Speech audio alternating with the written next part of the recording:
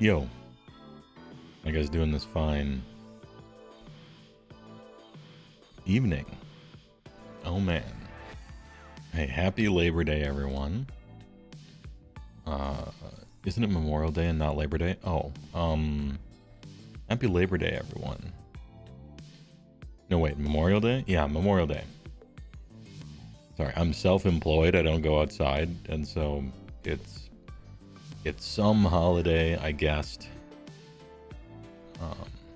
Pardon me. Yeah, that's one and two. So Norwegian Dude, thanks to tier 3 on Twitch. Appreciate it for a perfect 42-month streak. I appreciate the support. TYVM. Thanks a lot. Secret First for Frank on the Rocks. You played 3 Spearhead games this week so far, and it kicks ass. Nice. Starting to get some data, some data coming in here. Yankee 288, thanks to the tier 1 for 25 months. Appreciate it. TYVM. Successfully fought off the rats. Okay. Big Memorial Day stream. Yeah, correction. Just a little bit of a correction to the news. It is Memorial Day, not Labor Day. But it's still a holiday. So I hope you enjoyed your day off if you had one. Rob Mayor Rob, thanks to the tier 2 big tier. Thanks a lot for 38 months. Also a perfect streak. And Giga, cheers. Damn, I like Giga. I like Giga as a streamer. I enjoy her content. Unless she's playing GTA roleplay. Can't stand this stuff. But otherwise, I like her a lot. Escape from the gnaw hole. Yeah. I'm going to go over the rules. We started to go over the rules Friday. Ran out of time. And internet usage. But we're going to recap everything today. And we're going to start it off with the Cities of Sigmar. Brand new today. Hot off the presses. I can't wait to read the rules. And it's not just a copy read. I actually am excited to see what they have done with Cities of Sigmar. I imagine they're going to get rid of some of the bean counting, like they did with Nurgle, allegedly. Just speed things up. Angry Dad thinks it's a big primer on Twitch. Appreciate it. We're nearing the end. We're closing in on the end of the road. I have 3, including this stream, I have 3 more streams for the partner push, right? So far, so good. I only didn't have 75 the one day that there was the solar storm and it knocked everything out.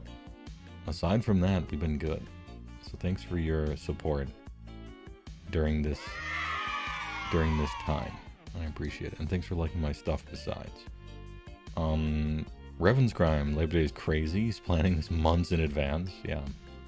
I mean, it was pretty close. Pretty close. Frank on the Rocks. 20 stream streak, 20 burgers consumed. We consume burger in this house.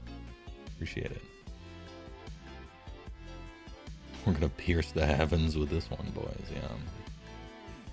This clip is one of the highlights of your Mondays. Which clip, Slouching Beast? Because I'm reading old chat messages. I don't know when this one came up. Go ahead and let me know. Glad you could catch me live for a bit. Yeah, please enjoy. Hat. Yeah, we got hat gaming. It's one of my tags on Twitch. You can type little tags, you know, to help people find you. Like, I don't know, Puerto Rican VTuber, you know, whatever you want to type, right? To help you out. And so one of mine is hat, and one of mine is low energy, and one of mine is questions welcome. For the extreme hype that HeyWoah streams typically draw in. Oh, and then there was a shitload of emotes. Hey, good emotes. Good use of emotes. Yeah, the Skaven fought back last time. Let's see how it goes this one. Finally able to watch live and not just listen at work the next day. Hope my view helps. You know what, Dylan Universe, it does. Thanks a lot. I appreciate it. Don't talk shit about Ashen this time, or the internet will be, yeah, they'll get me. Yappin Giga S Plus, GTA Giga, what else is on? Yeah, Nothing against her. It actually doesn't matter who is doing GTA roleplay. It's the most boring thing I could imagine. I don't like it. It's not my type of content. Which I'm sure many could say about me just talking to chat in a monotone manner, watching somebody walk through Place, Japan. But you know, it takes all kinds. I.O. Stein, thanks for the tier 1 for 22 months. That is almost 2 years. You are right. Good comment. Thanks for the sub. Appreciate it. Nurgle Rumors, interesting. Husbear, thanks for the tier 1. Thanks for being a 2-monther. Holy Proxy, thanks for gifting to the community. Appreciate it. Did you do a custom Ogre Battle Tome, or are you remembering wrong? Yeah, I did, for fun.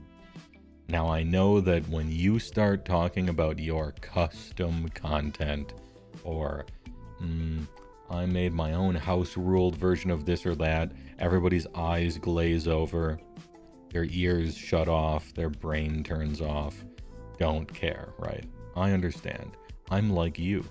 That's how I feel when other people talk about their own custom rules or their own, ooh, I made custom war scrolls for this, or a custom army for this, or you want to see my custom magic cards? Fucking no. I don't give a single fuck. No one cares, right? But it's fun to do if you're the one doing it. So here we go. I did it once for content. It was fun. But I understand that it's not like there's not a big draw there. What Guatemalan streamer are you talking about? Who knows? Could be anything. Yeah, HeyWoah and Blibbit streaming at the same time. Look, time slots, they be what they are. I go live at 6. That's the time I've conditioned my viewers to watch me for. Plus, I think it's nice. I think it's nice to just have a schedule and you're like, ooh, it's Monday, the HeyWoah's on, or whatever. I don't know. I think it's a good thing. Unlife, thanks for the two tier 1 gifts on Twitch. Appreciate it. Oh, when it landed on Delightful, gets sniped. Nice. You checked the hat tag. You are officially the biggest hat tuber on Twitch. No, you are wrong, sadly. It is with great sadness that I am to give you this information. Ahem. There's another person with the hat tag that shits on me as far as like bigness is concerned. Her name is Diariku. She's a artist and a model rigger for VTubing, and she's, I don't know, she goes live, she gets a few thousand, so I am dwarfed by such a thing. I'm the second biggest hat tuber, I guess, maybe that I know of, at least. But Diariku's cool, so I don't mind. She's good people. Just streams at a weird time that I'm never online for, typically. What if they played a game of Age of Sigmar in their GTA roleplay? Then I would still probably not watch. I don't really watch AoS games and battle reports and stuff, to be perfectly honest. Now, if they were interested in Age of Sigmar, hey, step into my office. By all means, right? You'd rather listen to somebody tell you about a dream they had than listen to custom war scrolls or magic cards? Yeah, I get it. I mean, I did that because it's tempting to do it. And it's fun. But I understand if no one cares. Because I certainly don't. When somebody's talking about their own custom shit, I don't care. And so I understand. Proposition 99. Paying forward the gift they got from Jupes to the community. The system works. Thanks a lot. Appreciate it. 2 tier 1 subs. TYVM.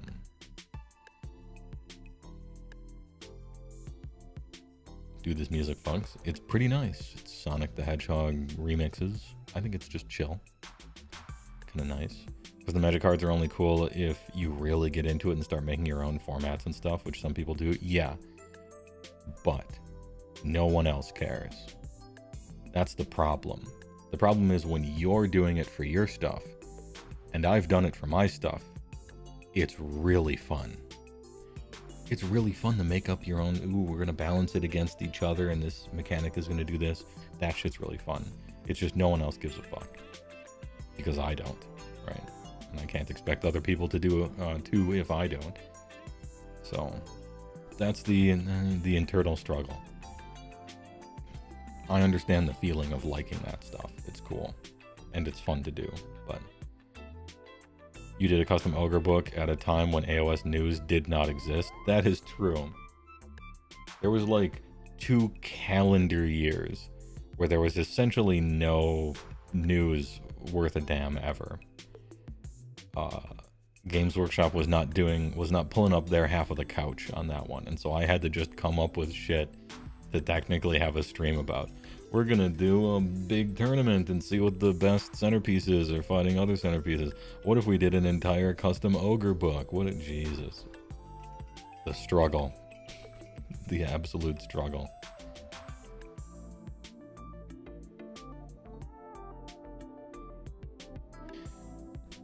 You are a big enjoyer of community patches and balance fixes to games. I'm really not.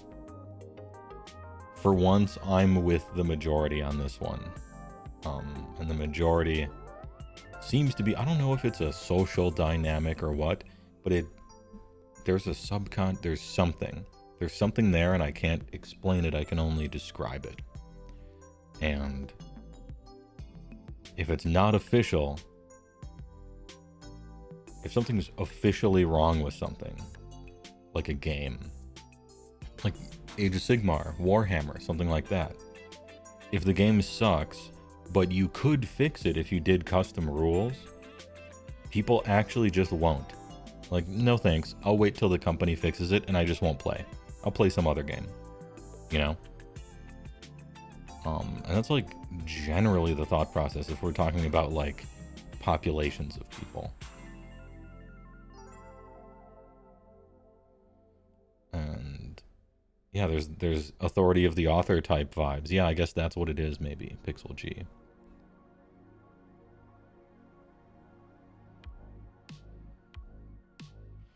For me, it's that 99% of the people who do the custom stuff or fan balancing are actually really bad at game design balance.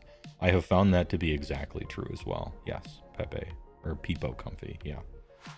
I have found that to be true. Depressingly true as well. People who do custom fan balancing are actually really bad at game design and balance. Because it's hard to do. It's hard to balance a game, man. There are degrees for that shit. There are some people with degrees that suck at it.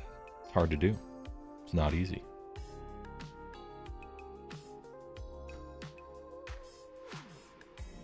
It's the same issue with fan fiction. If you're doing it, what's the point of it being AoS proper? Yeah, I suppose so. If you're that good at fan fiction, you might as well write your own book.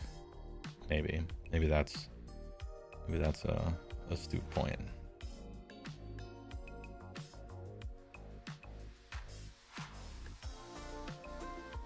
You think you just like to have faith that the company who made the game will have the best idea of how to fix it to keep it in their image, which sometimes is a mistake. Yeah, sometimes. There's a lot of choices you can make in game design where nothing is really wrong. It just depends on what you have as a philosophy for your game. What is your ideal version of the game? How much rend should everything have on average? The game could very well be balanced if everything had rend 5. You would just change other stuff. It's kind of like, what is your intention for your game? At a certain point, you have to, like, there are a bunch of maybe arbitrary water levels that you just decide on, and nothing's necessarily wrong, and it could work a bunch of different ways. You just have to decide.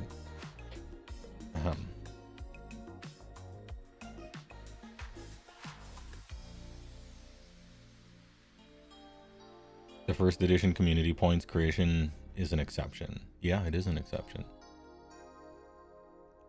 They're not bad at game balance as a rule. Every once in a while you get the good stuff. It's hard because you don't want to disparage people too much, but if you tell me something like you don't think Swords of Plowshares is a good removal spell, and then go on to list your custom rules? I've already checked out. Yeah, I suppose so. I suppose so. I think, kind of depends on what type of game it is too, doesn't it? Tabletop RPGs are kind of built for this. They're built around this. The whole point is that you make up your own stuff. And it's perfectly fine, and it's harmless.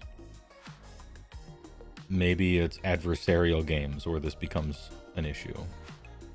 Or people move away from it even more automatically.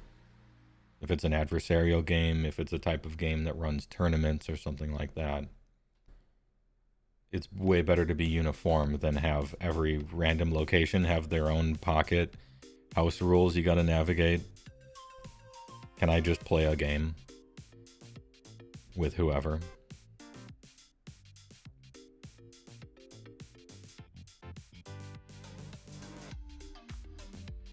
You assume that the first edition one was very crowdsourced? It can help cover blind spots of one person. The first edition one was players invented points, and then Games Workshop took those points wholesale and just printed them in the GHB. They just copied them. Straight up. It was like, it was an example of one of the great successes of like fan balancing. They balanced the game way better than Games Workshop did because first of all, they even tried to in any case. They came up with a bit of a formula for it. And then Games Workshop decided that their game should have points and be a real game instead of just G.I. Joes. And so they actually just took the player rules, copied them wholesale. And, you know, the game wasn't particularly balanced as a game is concerned from those rules, but it was way better than it used to be. So we call that a win.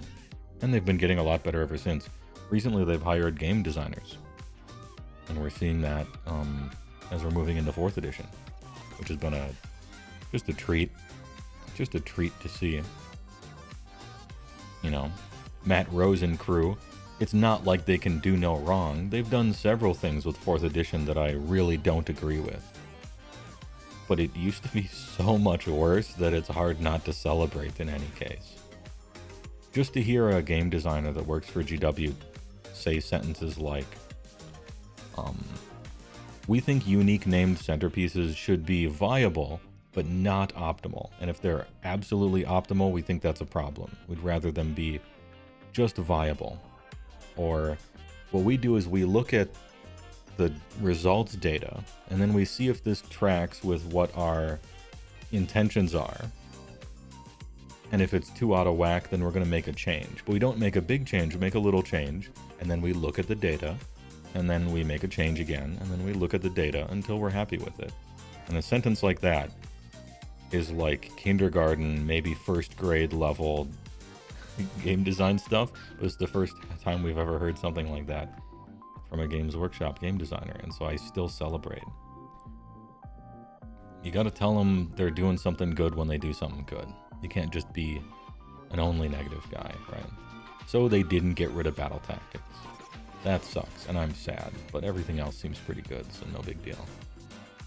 There's a very interesting GDC talk about how people don't learn from the rules, they learn from being taught. And so different communities will create their own minor house rules, yeah, by accident anyway. There was, I don't know, there's some famous internal Magic the Gathering test where they watched people play Magic and they determined that literally no one plays Magic correctly. Every single game just has a bunch of mistakes. Like, they're playing slightly wrong in some way. Which is interesting. Is that a reason to throw your hands up and just say, well, if they're not going to play by the rules, who cares? You know, throw the baby out with the bathwater? No, not at all. I just found it to be trivia, more or less.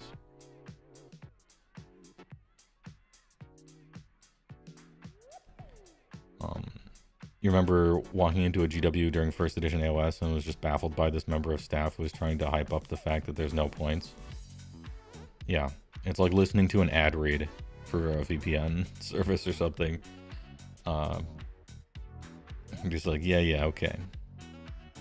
You were given the impossible task, salesman, of spinning this purely negative thing as somehow positive, and you're trying. You know, they were given, you know, it's not the salesman's fault. They're like, hey, this shit sucks because it doesn't have X. Make that a good thing, you know. Less choice is actually more choice. You know, good try. Sucks to be in your position. I don't hold it against you.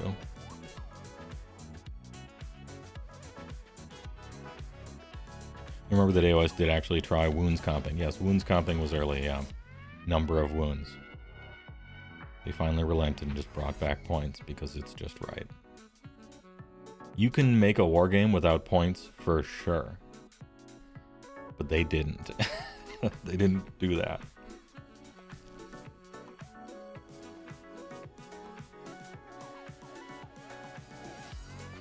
Magic can get really weird when you start getting into the layers and stuff. Yeah. At a certain point, some magic rules break down and become not intuitive. And layers is one of those points. But the cool thing about magic is there literally is an answer. There is an answer. You just gotta look it up. And then when you read the answer, you're like, okay, so it works like this.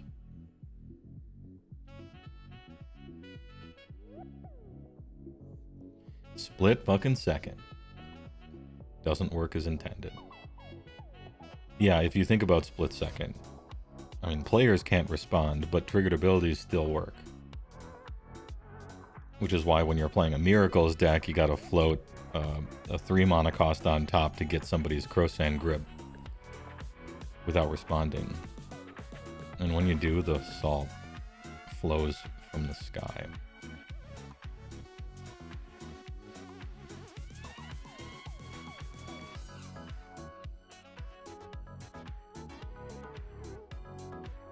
Ahem.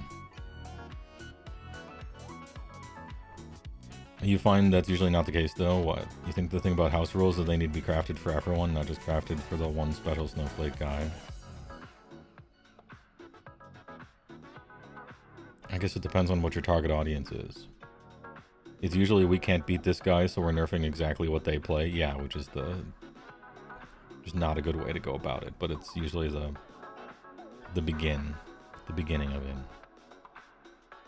Used to say the GW had multiple levers for balance, and every time they'd pull every lever instead of just one. Yeah. The Sonic mix is OD. I agree. I rather like it. I'm a fan. Maybe I'm using it too much, but I got another walk or two in the pipeline. Jupes has done some espionage to find some more walks, and then we can put some music to them and switch things up a little bit. I used to do mostly nature walks, but it seems that you guys like human beings sometimes, or maybe just plays Japan. I'm not sure.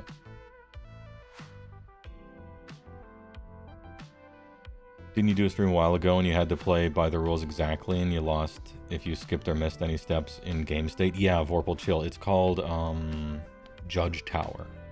It's a format, and it's really fun. It's like stressful, and it's so pedantic, but you've given each other social license to be like that, and so it's, you know, there's consent there, and so it's fun. It's the actually you had priority during your draw step, and that's when you should have cast that instant, because you have to cast a spell as soon as you are able. And so you've moved to your main phase before you tried to cast that, you've lost. You know, and just shit like that it's fun.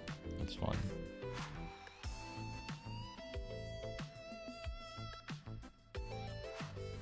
Where do you find this Sonic Chill playlist? Can't remember. Somebody's got the link to it. I think Frank on the Rocks does.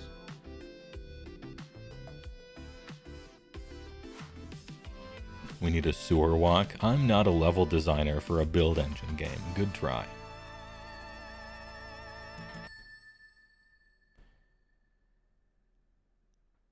The Judge Tower stream haunts you to this day. Saw a game of Judge Tower between two longtime veterans where a player lost immediately by trying to cast a sorcery as an instant. Oh no, he got too nervous. He psyched himself out. J4 Jackson, appreciate the tier 1. Thanks a lot. 2 big years, 24 months. Great to catch a live show and not be lurking on YouTube. Thanks a lot for liking my stuff. It's by Funk Fiction on YouTube, Sonic. Okay, got it.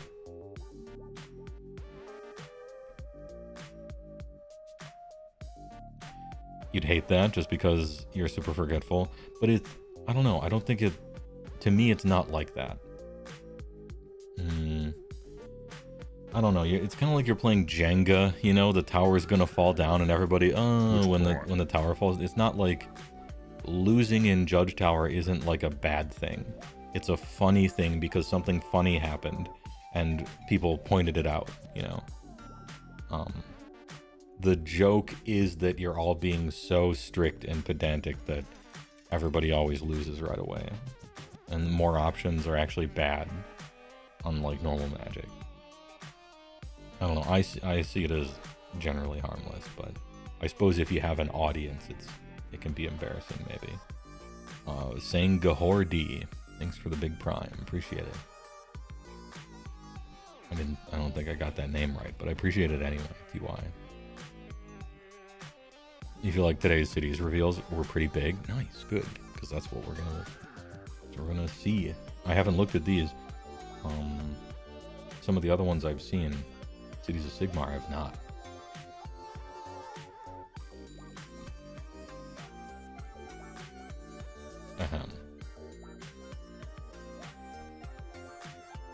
Feels like more a party game than a competitive game. Yeah, it is. Because it truly doesn't matter who wins. It's just the most competitive party game where it really doesn't matter if you win. It's more about how funny it is when someone loses, I guess, when an individual does.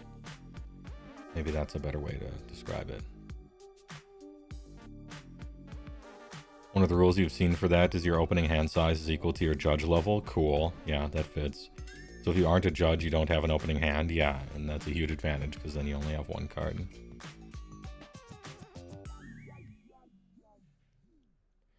Possibly the party game with the highest barrier to entry? Maybe. Yeah, actually.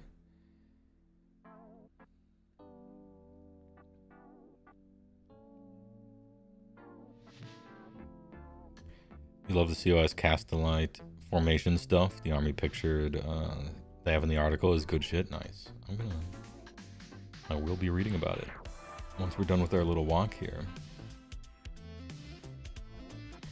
Really hoping for synergy between any hero and unit so it's not racially locked. Yeah, I'm hoping for some of that melting pot lore to be a little more in the rules for once. It's fine that things have keyword bingo between Boingy Boys and Troggoths, or Beastclaw and Gutbusters, or, you know, like Retributors and Remembromancers, or whatever the fuck. But in Cities of Sigmar, I think the melting pot, we all had to work together, otherwise we were going to die, kind of lore was kind of cool. And so I would like to see them reflect that in the rules for once. We were all kind of slightly disappointed by that not being in third. I mean, and it wasn't in second either. It never has really been like that. We've always just been hoping that it's been like that, you know.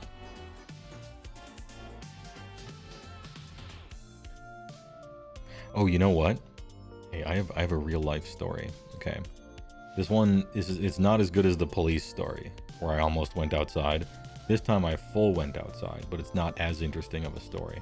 So now that I've told you that this story is not very interesting, let me tell you about it. I got myself a new phone. Okay, the Hermit Wizard got himself a new phone.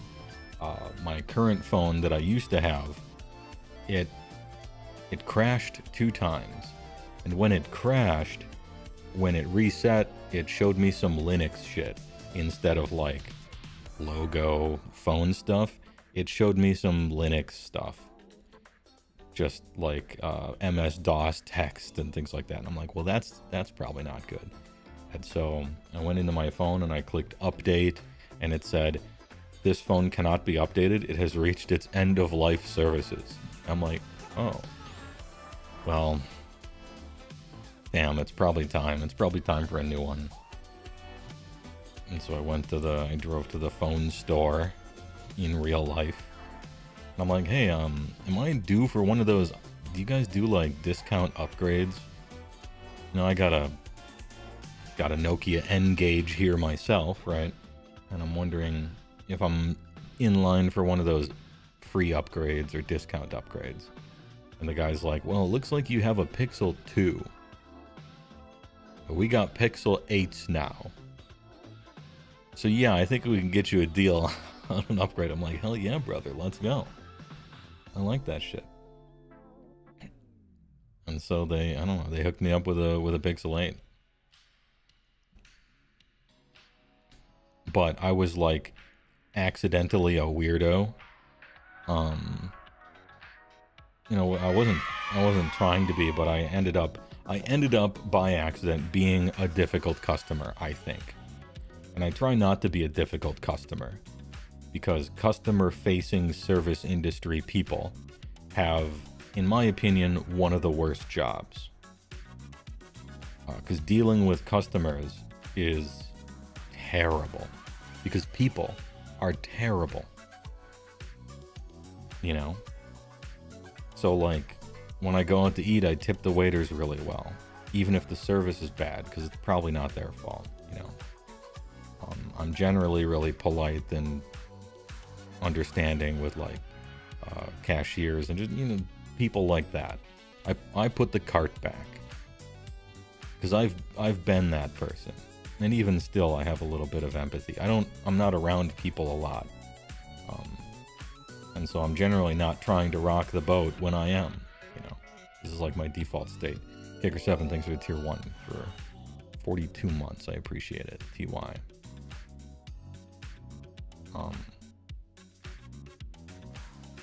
End of life, like planned obsolescence or a Tamagotchi.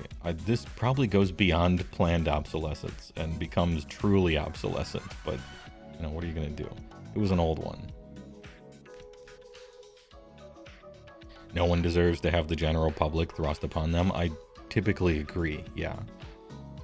But I think I was accidentally one of those customers, but maybe in a good way, to this guy who worked at store. He's kind of a young guy. And he was like laughing. He was like, oh yeah, you have a Pixel 2. We're on Pixel 8 now. So we'll get you a Pixel 8. Here's a $500 discount or something from it.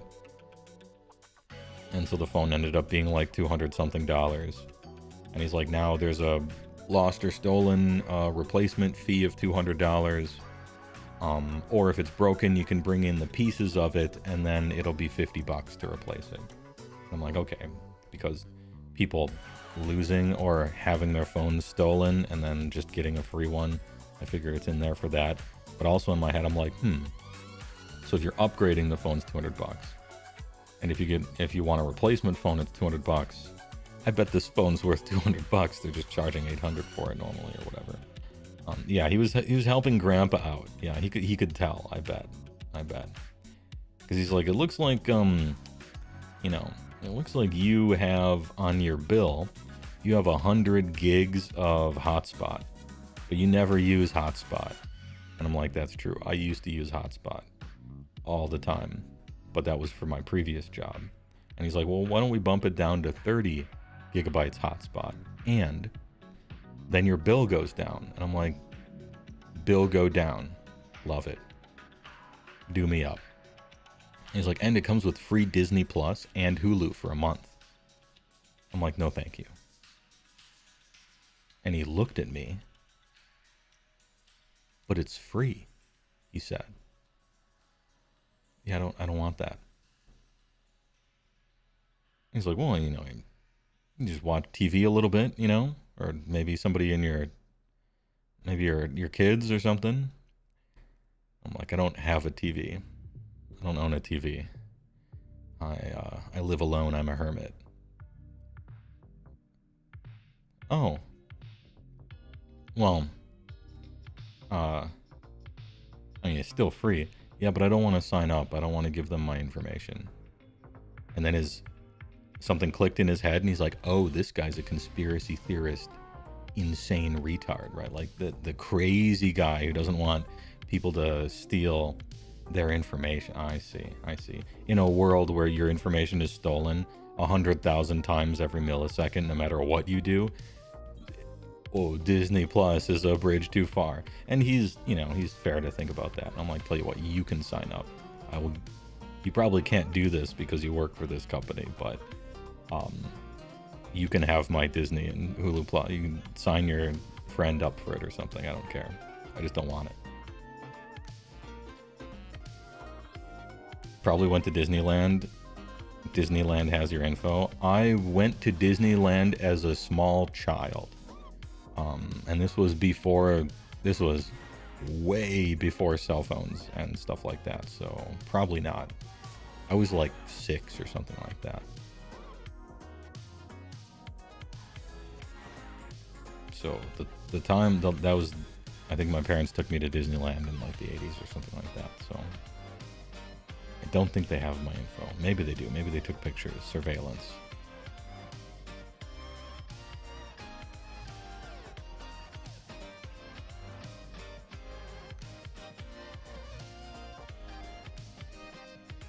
I only watch Walk Japan, sir. Yeah, I don't have a couch. I don't have a TV. I don't live with anyone. I don't talk to anyone. I just want a phone. And he's like, anyway, so you probably want the Pixel 8 Pro instead of just the Pixel 8. And I'm like, what's the difference? And he's like, Pixel 8 Pro bigger. And I waited a moment for him to elaborate. Did not elaborate. And I'm like, physically bigger? Yeah. So does it have like more space in it? Better CPU? Bigger battery? Anything like that? No. Just bigger.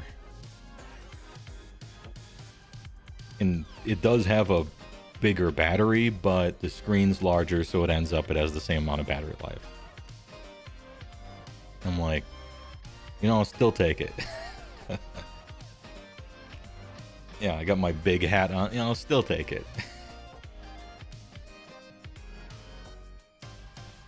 And then he like gets up to walk into the back to find the bigger one. And actually, sir.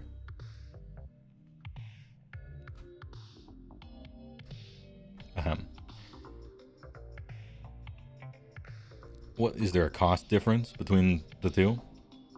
Like, what's the difference in price? No difference in price. One's just bigger. Oh, okay. Yep, right along your way. Sure. And so he goes into the back and he comes back and he's like, well, we don't have one in stock, but we will get a new shipment of them in 2 days. You can come back here. Oh no. I'm not making 2 stops.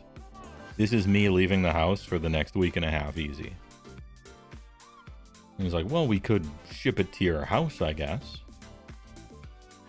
I'm like, do you need my old phone for the trade-in? And he's like, ooh, actually, yeah, we would need your new phone. So either you ship it to us or you come back and give it to me. No, not doing that. Also, you know what? I don't trust myself to put that film on the phone. I would fuck that up 10 times out of 10. I'll take a normal Pixel 8 Pro. Or a normal Pixel 8 or whatever. And he's like, okay, we do have one of those, but you might not like the color. I'm like, well, the whole thing's a screen, and if I put one of those things on it, you won't see the cover anyway, so I don't care. What's the color? Candy blue. All right. It's going to have a case on it anyway. And so he's like, you want a protective case? I'm like, yes. He's like, oh shit, okay, we only have 2 protective cases left. They're both black. And one has like rubbery stuff on it and the other's a little smoother. I'm like, well, good, because I was interested in any color as long as that color was black. Which of these 2 is cheaper? the smoother one. I'll take the smooth one also, it won't catch on stuff. Yeah, you won't like the color as it sits inside the case forever. In your head, you secretly know what color it is, I guess.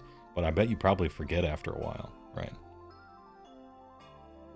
And so he comes back, he's like, all right, we're going to sign you up for your protective service thing. This is, you know, if it gets broken or lost or stolen, you can you give it back and we'll exchange it or something like that. I don't know, some sort of coverage thing.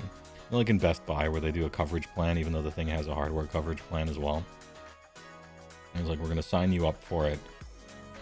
It's $30 a month. And I'm like, no thanks. And he's like, well, we recommend you do it for the first month and then you can, you know, stop paying for that. Does it automatically renew? Yeah, it does automatically renew, but you just have to sign up for this special app on the phone, and then from there you can manage your settings for the thing, and then from there you can cancel it after the first month. I'm like, I would forget. I don't want to sign up to another thing. So, no thanks.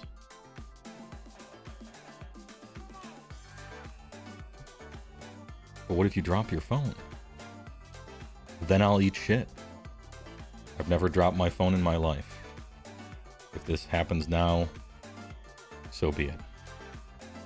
I'm not paying $30. I don't want to sign up to another thing. Never? No. How could anyone ever drop a phone? Doesn't make sense to me. You guys do spin it around like a fidget spinner?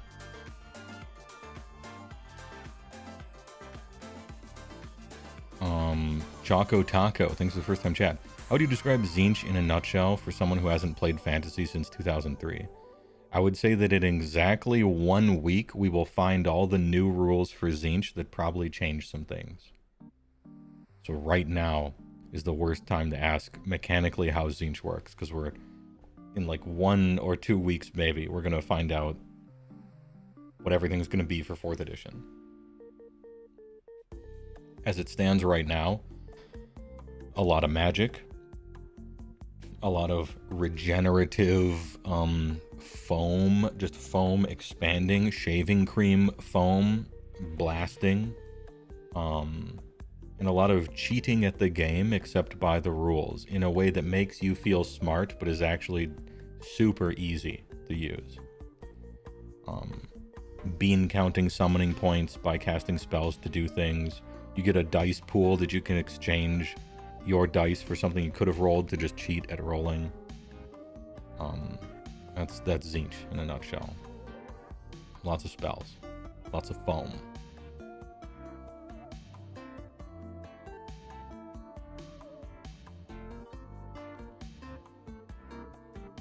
Fizz6, thanks to tier 1, appreciate it. 13 months, lucky 13, glad to enjoy the best stream for AoS. Thanks a lot, appreciate it. You dropped your phone like 5 times today. I don't know what to tell you. I have reflexes like a cat. Absolute cat-like reflexes. Fire hydrant-like speed.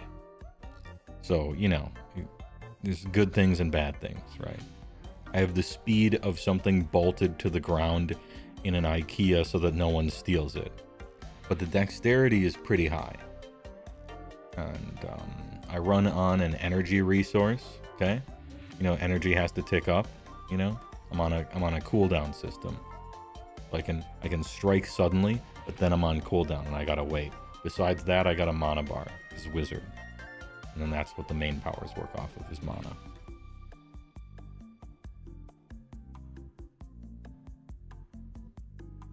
Gamer subs energy, yeah. Could you do a meme ad for the Pixel 2? That could be fun, OBR Spice. I liked my Pixel 2. I used it for a long time.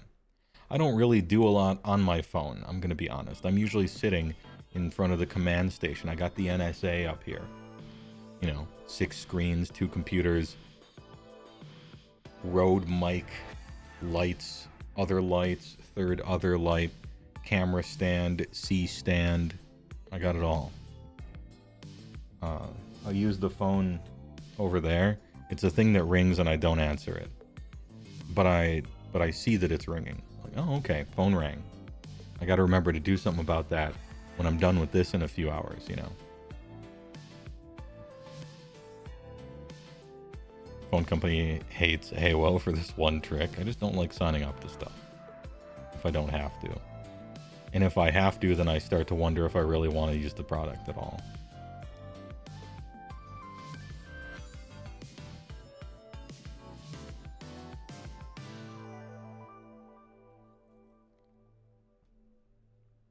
Only time you ever dropped your phone was in the back of a U-Haul. The thing exploded into a million pieces. I bet it did.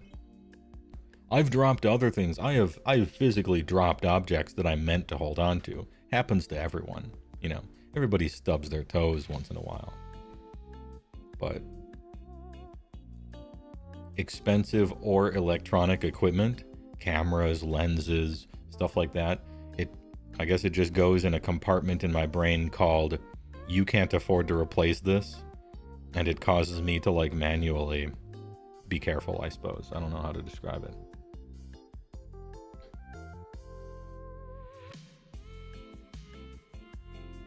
Thoughts on a Ulamog the Defiler deck? Oh, which new one is that? They just came out with something like 4 or 5 new Eldrazi. Is Ulamog the Defiler the one that's 5 color or colorless?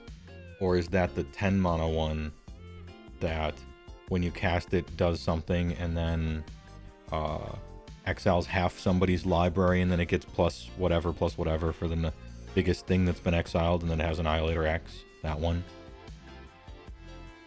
Anyway, I'll wait for the update. HeyWoah told a story about being judged by the minimum wage phone store employee. Yeah, but it was kind of rightly judged, you know? I was accidentally being a weirdo. But it just couldn't be helped. I was pretty polite with the person, I would like to think. I've dropped things in the past. Things, you know. A man of the people.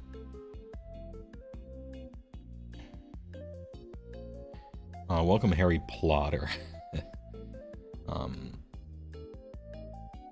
Dexterity high, but can't put on a screen protector. Press X to doubt. That's a skill. You get a bonus from your attributes, but it's a, it's a class skill that I don't have. Putting on a screen protector. You'd have an occupational character class phone seller to do that. Other people can if they want, but they get it as a cross-class skill, and I just think it's a waste. You might as well choose a different skill instead.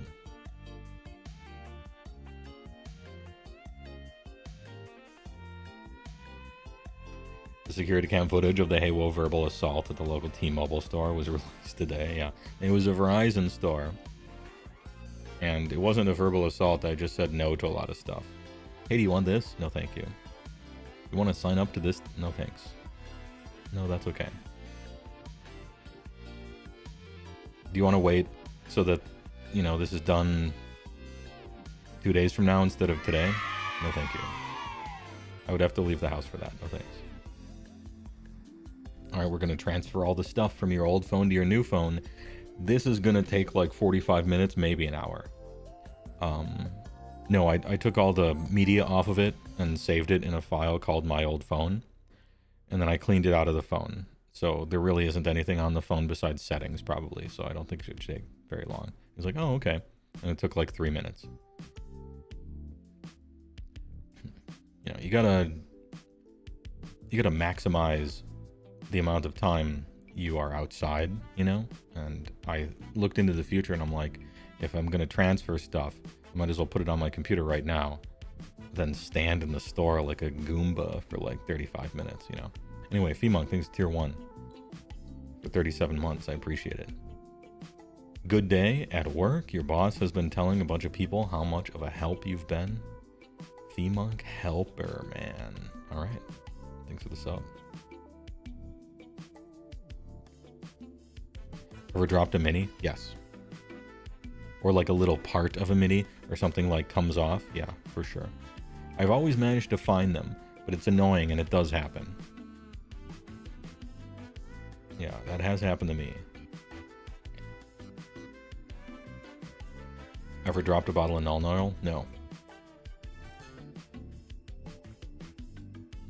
No, never knocked over a null oil bottle or anything like that. Have you ever dropped someone else's mini? No.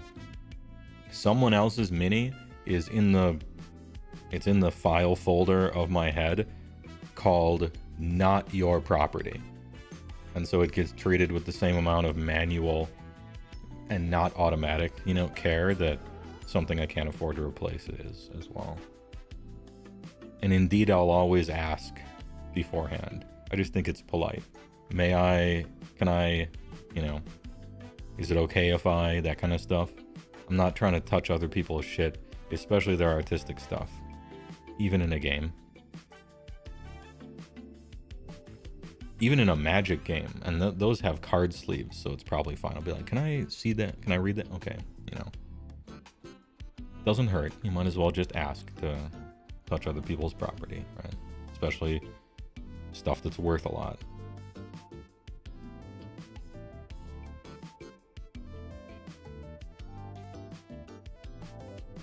You dropped a piece of Asaurus Warrior on the carpet 4 times since the stream started. Oh no. He's drop maxing. I've also been thinking about making a new commander deck with the ever-changing Dane. Oh, somebody asked about, speaking of another Magic deck, somebody asked about Ulamog and they said it was the second one. I like that guy. He seems good to me. He seems strong. The reason I probably won't be playing with him is because when you cast it, somebody exiles half of their library. But it's only one opponent.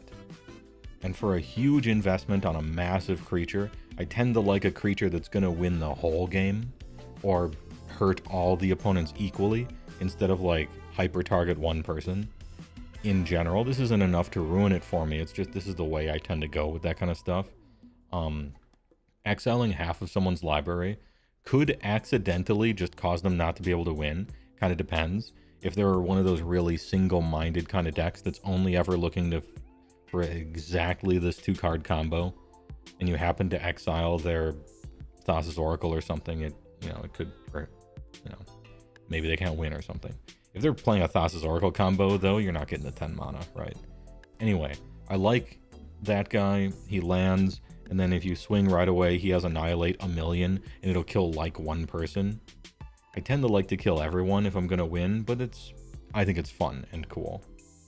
And he at least partially gets around some bribery effects, which is one of the reasons I don't typically go in for Eldrazi, is because bribery exists, and every card you put in your deck, especially if it's a creature, you do have to consider, what if somebody copies this? What if somebody steals it? What if somebody briberies it? What if somebody exiles it and then casts it for free and gets the cast trigger from it? So overall, I like it. It's strong. It can kind of kill somebody. I don't think I'm going to play it in any of my decks, but I think it's fun. I like it. I'll give it a 5 out of 7. Opinion on magnetizing weapons. I don't think Age of Sigmar players care. The general consensus, the etiquette, at least as far as I've ever seen in AoS, is make your guy with the options that make him look the coolest, and then they just use the best rules, and that's it. You don't have to magnetize weapons because nobody cares. Nobody gives a shit. You really do just use the best rules, and then have them, if you think the axes look cooler, have them use the axes. If you think the spears look cooler, have them use the spears. No one really cares. Your opponent is planning on playing against the best version of whatever the rules are anyway. I bet your opponent doesn't even know the difference between what the weapon options are because they only play against the best version of those rules anyway. It's fine. And it seems like in 4th edition they're removing a bunch of those weapon options anyway. Now, magnetizing maybe a rider or the head on some monster so that you could use it as 2 different monsters, that's a money saver. That's a money saving option. If you like magnetizing stuff, that works out. I do that myself with some beast riders, 3 or 4 of them. So that's nice, because those are different enough. a Stonehorn head versus the Thundertusk head, that's pretty different. But like just a weapon, eh.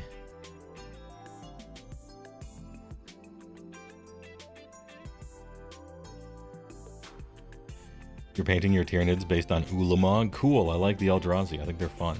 I like their concept.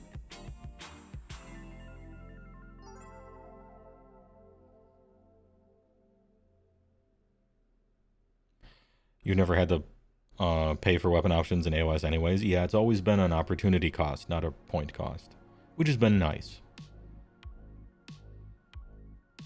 You magnetized the Demon Prince weapon just because sometimes you're in an axe mood and sometimes you're in a sword mood. Yeah, for sure.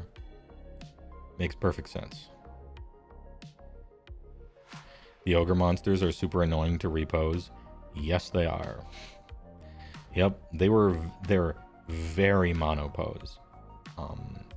I managed to repose them, but I basically had to just about fully glue the whole thing together and assemble it into a Stonehorn. And then, once it's all glued together, you get out your, I used a bandsaw. And so ran it through a bandsaw to chop the arms off at the shoulder, and then reposition it. Fill everything around it with green stuff to get the muscles and fur right, and then glue it back in. And that's about the best way you can do it. And even then, you're kind of on a straight plane. You can't, twisting is too hard. That's one of the things that in 20 years, when they remake, you know, Stonehorns and stuff, I'm hoping we get a little bit more pose options in general. Because it was a huge pain to do that. I mean, it was fun. I like conversions, but... And then I give them some fun bases while we're at it.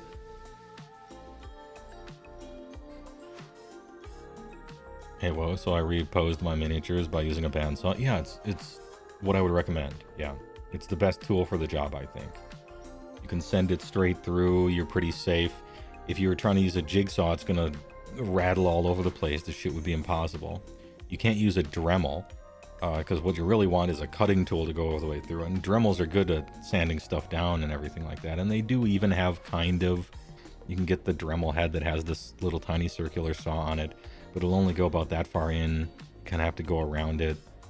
I really would recommend a bandsaw for that. It's the best thing for it.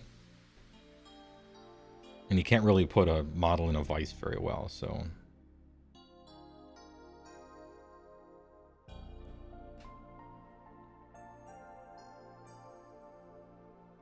Yeah, draw attention away from the pose. Yeah, exactly.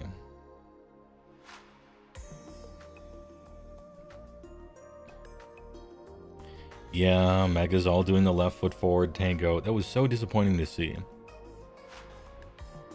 And they even came with the upgrade thing for King Big, and they still didn't give a second pose. I know it would have been awkward by that point, but man, I really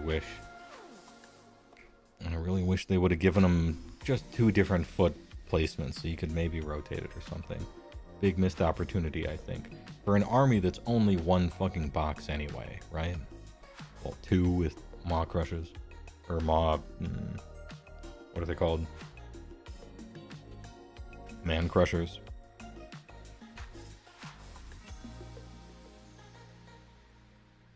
Dremel would end up melting the plastic at some point. Yeah, a little bit. But actually, any saw is going to melt the plastic a little bit. Plastic has a pretty low melting point, it seems.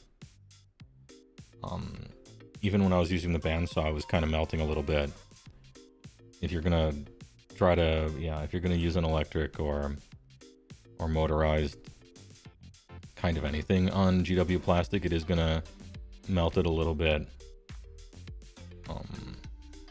Which is mostly harmless, because if you're really like cutting stuff that deep anyway, you're going to be using green stuff. But it's just something to keep in mind. You're gonna end up losing about, 2 millimeters or so on the pass through anyhow, so you got to rebuild up a little bit.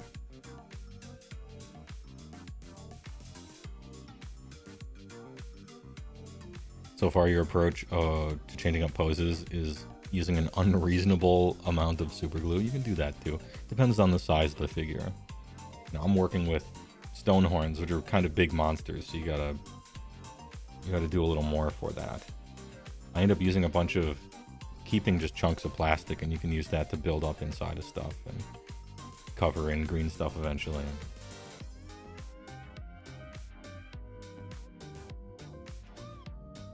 $30,000 high pressure water cutter. Dude, the water cutter might fold it. No, actually, those are pretty sharp, essentially. I don't have access to a high pressure water cutter though.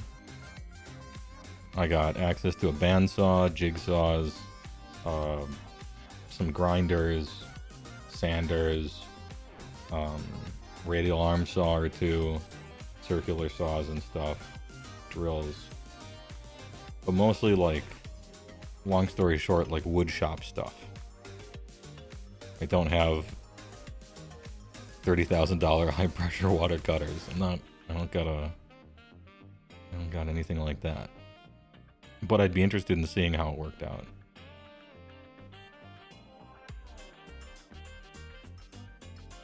But then that's what spirit hosts, which don't like being positioned in any way that isn't those direct. Yeah, spirit hosts are pretty one note, aren't they?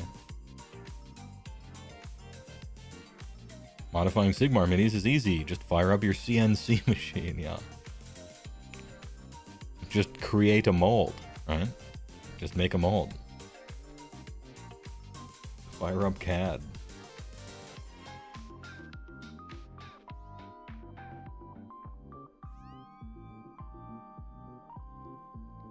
Do ogres have any models that came out during Age of Sigmar and not fantasy? Yes. There's a Tyrant. So on the Gutbuster side, the Tyrant got a model in Age of Sigmar. The Bloodpelt Hunter came out. Also Gutbusters. There have been war bands, like Underworlds and Warcry stuff, but I don't count that because those are temporary. They're for a side game, and they're only made for a while, and then they're retired. So essentially I don't count those. If you do count those, I think we've gotten 3 or so of those, maybe. But yeah, Tyrant and Bloodpelt Hunter. I think that's it. Gorgers. Gorgers are the most recent kit. Yeah, new Gorgers. So we've gotten 3.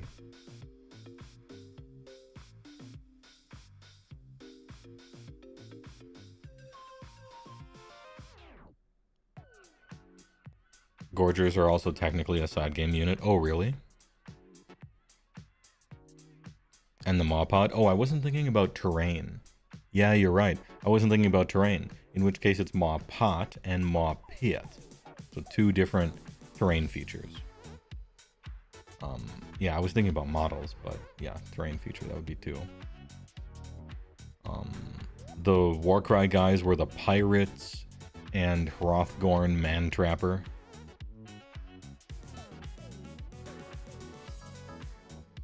New Gorgers are for Warcry, technically. Oh, that's right. Okay, well, gee, I hope that one stays, right? Hrothgorn, some guy Man-Trapper.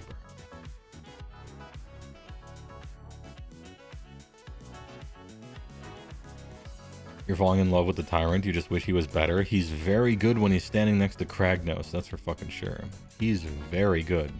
Meatfist Tyrant, standing next to Kragnos. 3d6 charges, mortal wounds on every 3 up. Jesus.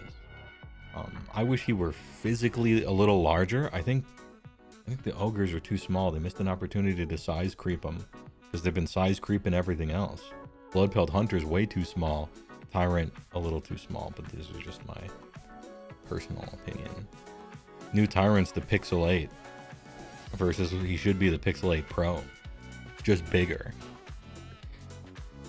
Is it more RAM? Does it have more space in it? Bigger CPU? No. Just physically it's bigger. Alright. I'll take that.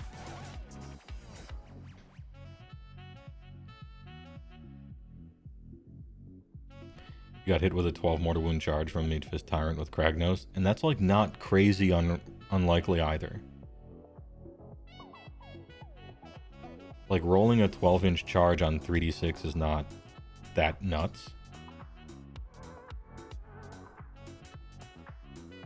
And then you only fail on 1s and 2s. It can happen. I've done it. Shit's hot.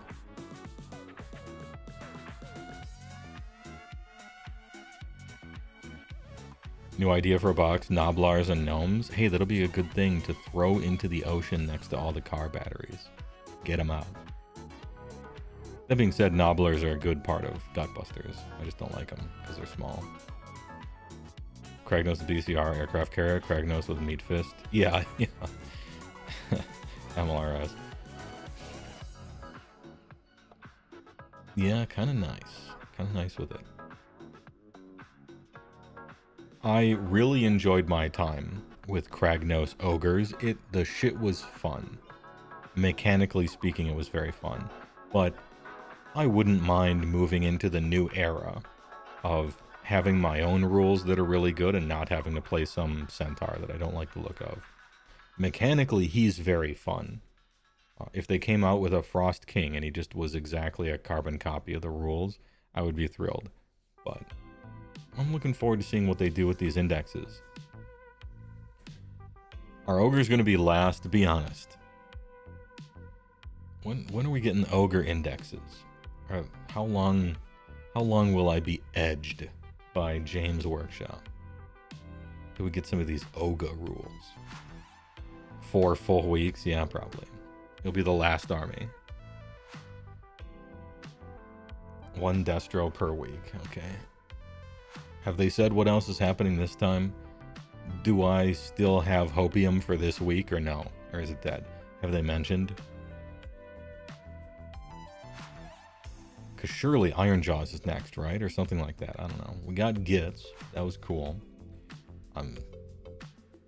Feels like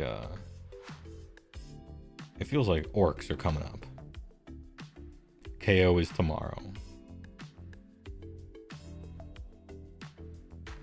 Do you think Orc Soup or IJ and KB are separate? What do I think? I think they'll be mostly separate, but probably still in the same book, and there's probably going to be a Big Maw, or whatever it's called. Big Wah. What do I hope? I hope they're completely separate. There's no such thing as Big Wah, and they each have their individual battle tomes. They're separate again. They're special and unique again. They have a little bit of respect around here. I think Ironjaws and Cruel Boys are different enough and unique enough and popular enough that they can both just have their battle tome and that's it. Soup, get out. Out of the window. Defenestrate the soup. It's also an annoying fucking thing to balance too. Because now you gotta balance Ironjaws and Cruel Boys, and you have to balance if people mix them, which is just seems like a headache, waste of time. Don't like it.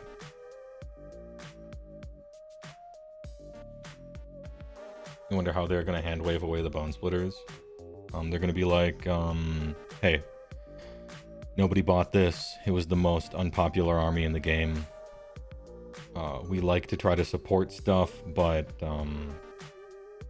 it just didn't sell. And so we could either spend an equivalent amount of money to make an entirely new army to try to fix Bone Splitters, or we could just make a new army. Oh, you mean in the lore? They'll just fade into the background, right? There's a whole bunch of different types of orcs. One of the types of orcs is Bone Splitters, and there's just a million of them all over the place way back there, but they're not an army. Just like there's Hashut is technically a god, but he doesn't have anything to do with the game really. He's just there for flavor, right? The Thunder Scorn were once something and now they're kind of not, and whatever other random sentences they type in the background and don't really perform much quality control over. That might turn into something, but probably won't, you know, just window dressing, I think.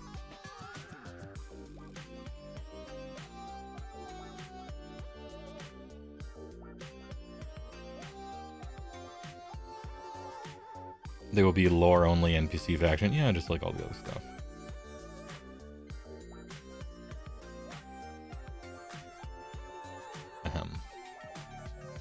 Thoughts on hypothetically splitting ogres apart again?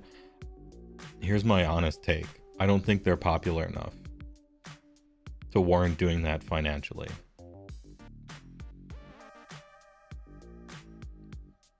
I don't think you can separate the two types of ogre player and be able to support two different armies with two different battle tomes. It's probably not that popular. That's why they combined them.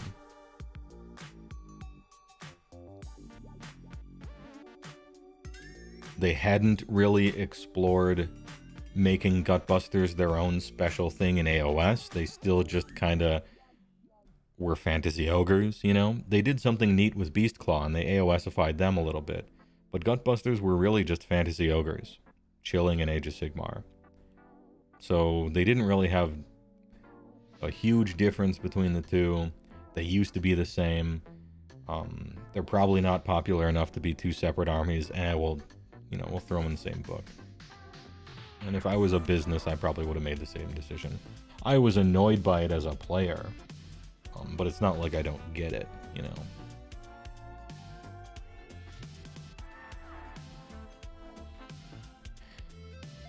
Has there been any information or theories or hints or anything on whether whatever Malakin is up to will result in a new faction? Theories? Yes. Hints? Basically no. Since first edition, people were like, 6 months from now, I can guarantee you the next new army, Malekith, Shadow Elves, Shadow Dragons, Ulagoo. Telling you, the next army is going to be them. And then the next army wasn't them. And like telling you, the next new army is going to be them. Wasn't. With the coming of the next edition, second edition launch army, brand new army, it's going to be them. Wasn't them. People have been calling their shot on Malekith Shadow Elves for 8 years. I think it really will happen eventually. So eventually they'll be right. It's just not so far. They got the lore for it. It's Teclis's brother. They're elves. I don't know. It seems reasonably likely that eventually it'll happen. Yeah, we're due. But it hasn't happened yet.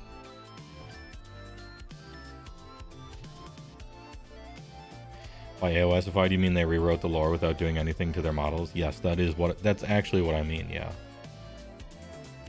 Same thing with Flesh Eater Corpse, right? By AoSified, I mean giving them lore that was for Age of Sigmar instead of just like exactly what they were in fantasy. I'm looking forward, as far as Gutbusters are concerned, I'm looking forward to their lore and their models getting AoSified. I'd like to see some creative ogre stuff instead of just fantasy ogres, but we'll see.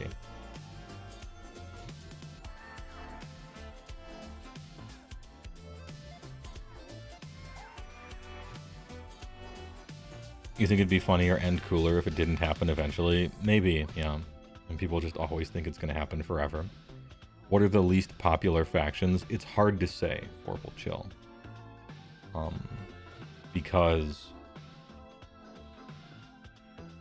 from a company standpoint, what they look at is how many boxes you buy, right? How many things they sell. And that's different than how many people play the army. See, all that we have access to player-wise, all we have access to is like tournament data.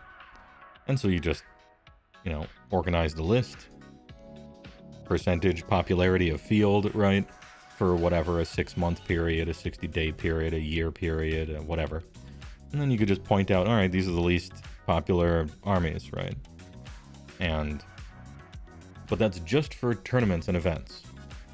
It could be a whole bunch of people are buying the thing, they just don't play. So with that caveat out of the way, Fire Slayers are the least popular army. Second place was BOC, which are going to Old World now. And least popular army by far was Bone Splitters, who are getting retired because they were so unpopular they weren't actually making any money at all.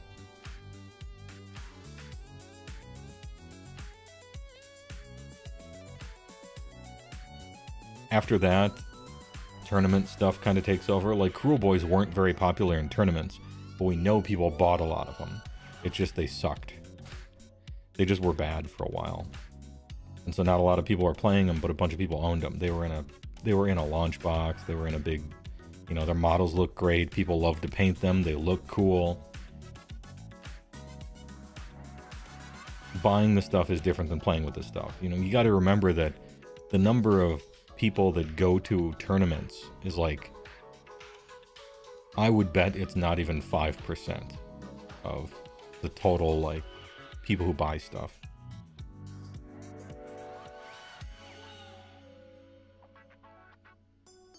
In fact, I bet something only like 10% of people have played more than one game in the last year. It's a big step from just buying and painting to like actually playing. It's rare to do that. You got to go outside. You got to finish a whole army. You got to learn the rules. You got to talk to people. They made a bird model that HeyWoah approved of, which is high praise. Yeah, it was a good looking model. Good wings.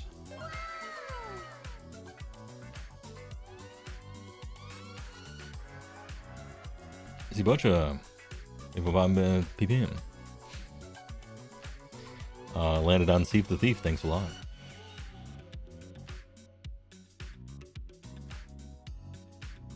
You were explaining to a guy at your local one-day event on Saturday that the Midwest could support an ogre line if the rest of the world stopped playing them. Ogres are very popular in the Midwest. USA. Yeah.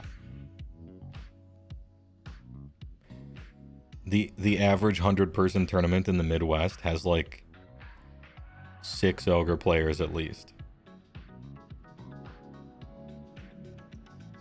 Imagine the frozen north liking ogres. I don't know.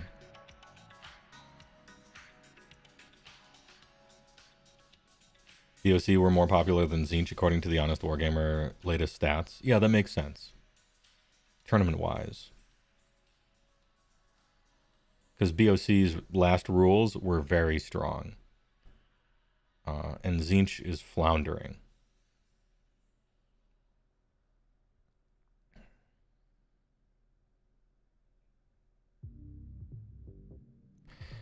Weren't Bone Splitters so underplayed that the Honest Wargamer had to expand the scope of their measurement to get a single Bone Splitters tournament winner? Yeah, but also in Games Workshop's own stats, they didn't even have there wasn't an entry for Bone Splitters. Because there weren't enough worldwide to be able to collect significant statistics on them. And they're already not using enough data as it is in general, so that was a lot. It sucks if you were the person playing the army, right? It's shit when you like something and the company no longer supports it. It always sucks.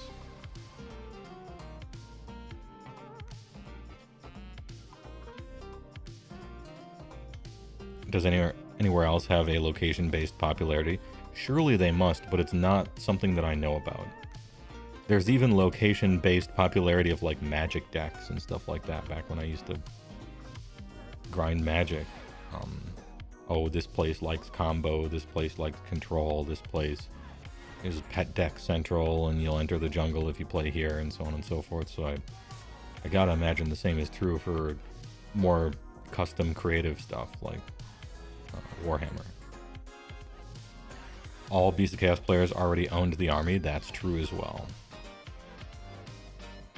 Hooking new players with BOC was probably there was a little bit of a roadblock there, maybe.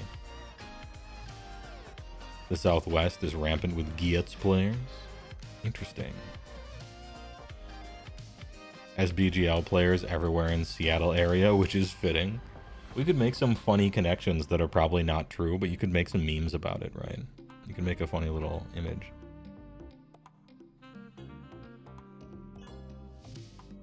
Your city is probably the only one where AoS is more popular than Old World and 40k. Old World, I doubt it. 40k is shocking. But it's, you know, it's bound to happen somewhere, right? It probably does happen, you know. That one's the surprising one to me, of the two.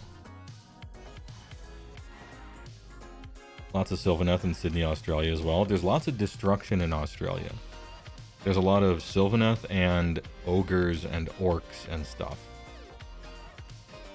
At least my information is like 4 years old from when I was on AoS Coach's show once and Doom and Darkness's show twice, talking about I don't know,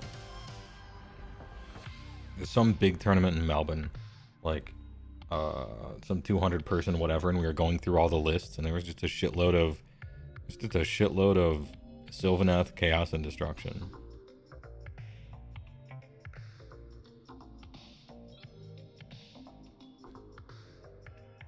They live in real life Gur. Of course, Australian players like destruction. Yeah, makes sense, I guess. Mad Max review, yeah.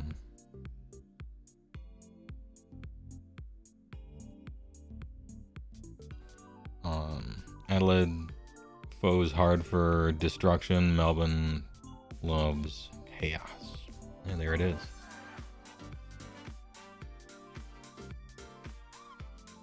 It's a lot of everything at your local place in Sydney. Everyone has a couple of armies at least.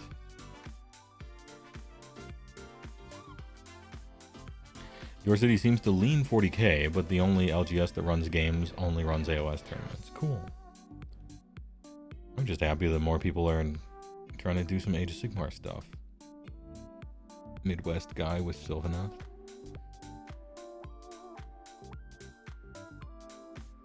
We have...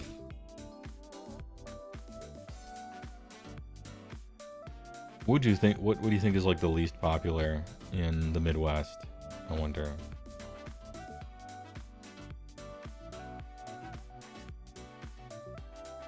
I'm thinking this is a pure anecdotally, right? Personal, but when I'm walking up and down the tables, I don't see a lot of chaos that's not Nurgle and that's not Khorne. I see a lot of Khorne and a lot of Nurgle, but not a lot of other chaos.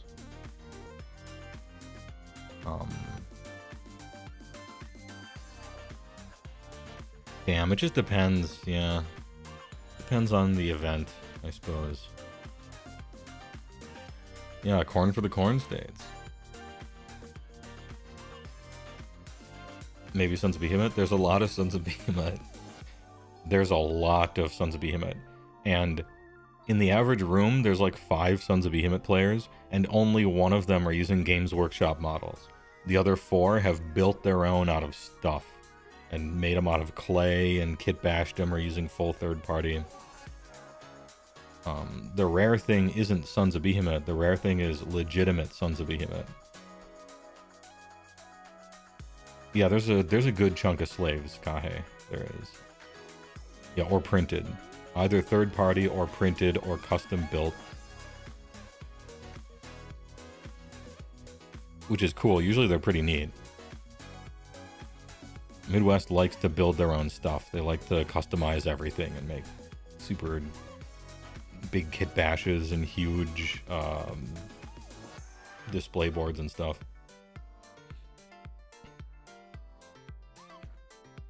Yeah, Slaves to Darkness are just kind of popular everywhere because it's Fridge Frazetta. Hey, do you want a Frank Frazetta painting, except with 3 times the amount of armor plates and spikes? Yes. Everyone liked that, you know. Your local super niche meta is super heavy on order. Neat. What kind of order is it?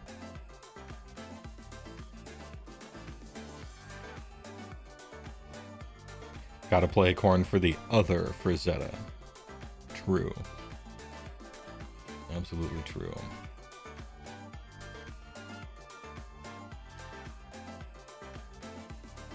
Hey, I'm gonna cut the commercial break here. It just occurred to me that I shouldn't do a 2-hour walk and talk, because I got 4 entire factions to talk about for the news. I should get to that. I hate to interrupt.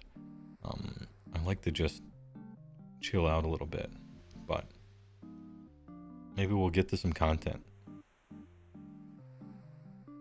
Coming right up. Cities of Sigmar. BRB, please enjoy a commercial break. With Klondike ice cream bars, you get big servings, big taste, big cream. Imagine 5 big, moist, delicious ounces of big, hot ice cream. And a coating made with beautiful milk, chocolate, so you can pour big cream. like I've never had it. Klondike, big bar, big cream. Beautiful. Hello there. I'm Mr. Cream. AC Penny. When it fits, you feel it. Once you pop, the cream don't stop. If it doesn't get all over the place, it doesn't belong in your face. Deliciously hot, dangerously creamy. The juice is loose. She wanted to remember the love they shared for Cream. Sometimes you feel like a Stuffed 5 ways. So my family's looking for beef. Now that's what I call Cream, yeah.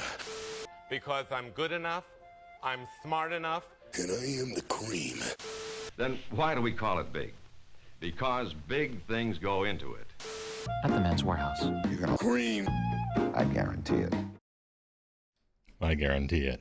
All right, we are here for a little bit of news. I'm cutting it off. Turns out that thing has DMCA on it. After 6 years of me using the generic ass news jingle, some robot finally caught it. Fizz6 redeemed meme ad, which I played. I played a second one for that, and a hats off. We'll go big for this particular thing. My family is always looking for beef. Yeah, I love that one. Stuffed 5 ways. Warhammer, Age of Sigmar, faction focus, Cities of Sigmar. I am very interested in this one. Supposedly, we have de-racified some of these rules at long last to represent the melting pot that has always been in its lore, but never ever been in its rules. Looking forward to it. Enhance. Gods, monsters, and warriors of unnatural prowess all walk the mortal realms, waging war, pillaging, and conquering. For an ordinary mortal to face them is to face death itself. But for the cities of Sigmar, battling these horrors,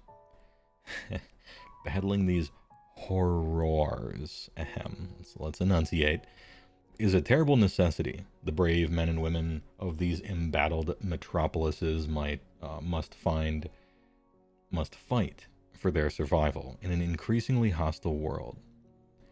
Alongside Aeluvs, Duardin, and even Ogoers, they march out to restore order to the realms, found new cities, and drive back the foul forces of chaos that have claimed the mortal realms since Sigmar's defeat at the end of the Age of Myth. Oh, damn, doesn't this look great? Look at all these guns and little tiny fake parapets like you're on the top of a city wall. I really like the style and imagery. And then the big stupid ass ogres with a dude in a crow's nest and a fucking long rifle, like you could ever aim that shit. It's silly. Real horses. Which part? Actual horses. And there's the lioness of the parch up there.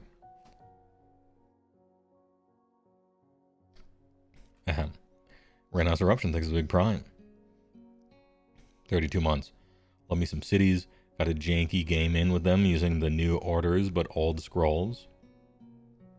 For some 4th testing, feels pretty good. Nice. Not bad. What they lack in supernatural power, improbable bulk, my nickname in high school, or chaotic gifts, they more than make up for with diligence, faith, and doctrine. With shields and weapons in hand, they wage a tireless war to reclaim long-lost homelands and secure their future. Cities of Sigmar are the ordinary folk of the realms who have taken the coin malleus and joined the military effort, or have been press-ganged in by the religious fanatics of the cult's Unbergogen. Wait, hold up. Huh? Cults Unberogen. Is this like a phonetic kind of thing, like unbroken? Like it's supposed to be unbroken, but over time they played the telephone game with it religiously and it became Unberogen? Or is this like a German word that I'm not German enough to understand? Sigmar's last name is Unberogen. Oh, okay. Unberufen, or Unberogen is Sigmar's first name. The Unberogen, oh, we got lore here, okay. This came from Warhammer Fantasy Battle, okay. The Unberogen, known previously as the Hunberokin. Okay. Kin like a Kinder, like German, but also Hunberoken, like it, every time I say it, it feels like they're trying to say unbroken, right?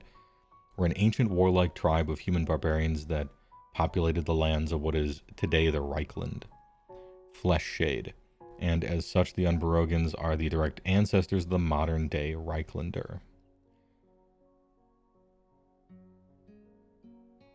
Did Skaven and all the other ones that got missed on Friday get covered? No, which we'll do today. At maybe more of a rapid pace, but wasn't able to do them that day. We'll be doing them today. The Coin Hammer. Anyhow, whether defending their cities or marching out on Dongbringer crusades, they fight with tireless determination and a stockpile of black powder weapons. When they wage war, they do so as a reflection of their walled homesteads, which I am seeing. I am seeing that in the models, and it's awesome. Big fan. Taken to the battlefield in a Castellite formation, impregnable walls made up of rows of Free Guild Fusiliers, with stout shields, Fusil Majors on Ogre Warhulks flanking as watchtowers and armored bulwarks, and a mighty iron-welled Great Cannon. As the Gatehouse, this shit is sick.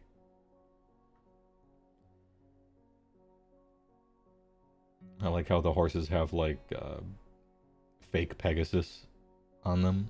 That's fun.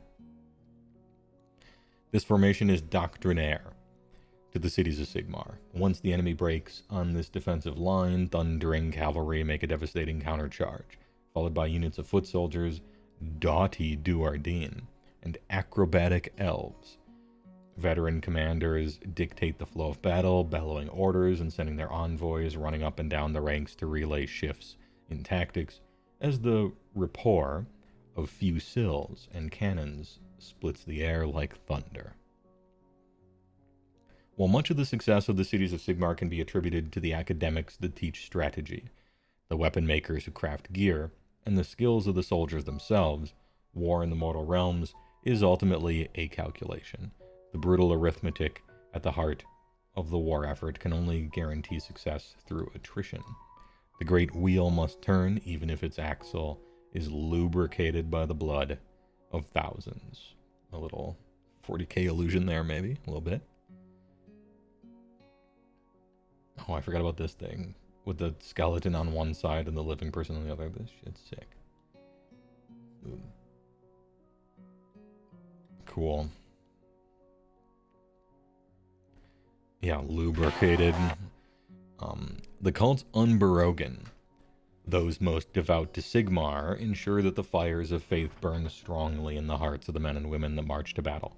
In the inimical climates of the realms, bellies empty, feet sore, shoulders knotted, every hard-won victory is one small step to a future that seems further away by the day, and victories are short-lived as the civilian army must repack their belongings and set off to the next battle, which may be their last. Despite this, they do not relent, no matter what horrors they face. Horrors they face. I grew up in the Midwest. It's impossible for me to say this word the first time and have it sound like what it's supposed to sound like. No matter what horrors they face, we will face them head on. The cities of Sigmar triumph over overwhelming odds with a combination of hard-earned grit and tough strategy. Decisions made by the marshals in command. Each of your heroes can issue an officer's order to a unit wholly within 12 of them, telling them to advance in formation to secure a crucial objective or lay down a withering barrage of suppressing fire to disorientate their foes. Discombobulate. Got it. Sigmar armies can use the following abilities. Ooh, alright. About to read it. Hold up, I'm checking up on chat quick. Frank Reynolds, whores. Yeah. You gotta say it like you're in The Sopranos. I don't think I've seen The Sopranos. I've seen a little bit, but... Off a Car is such a Games Workshopism. I mean, so is Unbroken, right? But... Your movement phase. Advance in formation. Pick friendly Sigmar hero that has not used an officer's order. Off a Car's order. It appears that all of these are off a Car's order. What we can guess just from that is you can probably only use one of these a turn per hero. Possibly even only one of these per turn. And your sub-faction is probably going to give you a free one, so you get two, maybe. Anyway, let's read on. Pick a friendly Sigmar unit wholly within 12 of that hero, and not in combat. If the target is human, you can pick an additional Sigmar unit wholly within 12 of that hero, and not in combat to the target. I thought you said these rules were no longer racist. Hey, alright. Ahem. Each target can move 3 inches. Each target cannot move into combat during any part of that move. Got it, okay.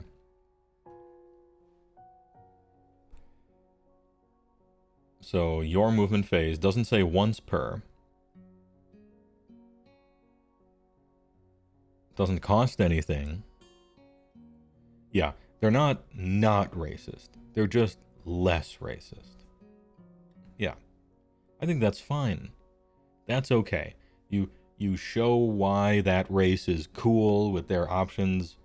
You know, maybe they get an extra thing, but anybody can help anybody out. That's all right. All right, it's a step. That's good. I don't see a limit on this. So just in your movement phase, all of your heroes can use advance and your whole army moves up 3 inches. That's good. Plus 3-inch move army wide if you want. And then also there's probably other things you can do instead of that, but it's nice as a baseline. Good work. That's cool. Any shooting phase. So your movement phase. Can't do this on opponent's turn, but it's any shooting phase. Big.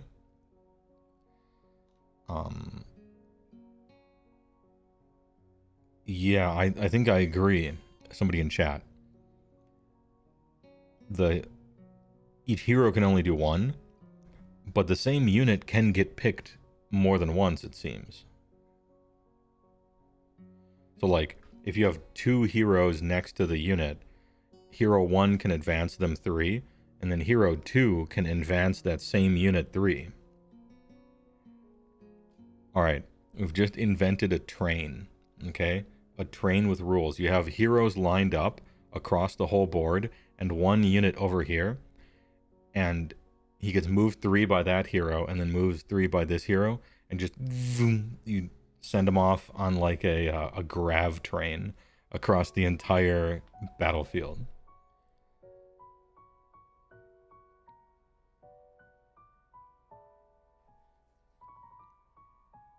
This unit can fit so many buffs in it. The peasant railgun. Yeah, every hero has like a little cup of Gatorade. Here you go, buddy. Go ahead. Yeah. Meow. All right, that's kind of funny. Practically, you wouldn't end up doing that, but I could see doing this thing twice maybe to move something 6. Train maps are the best. Suppressing fire. Any shooting phase. That's actually good. Pick a friendly City Sigmar hero that is not used in officer's order. Okay. Each time the target uses a shoot ability this phase, if all its attacks targeted the same enemy unit after that ability is resolved, roll a die. If the result is equal to or less than the number of models in the enemy unit that were slain by shooting attacks, that enemy unit has strike last. Interesting. Is equal to or less than the number of models that were slain.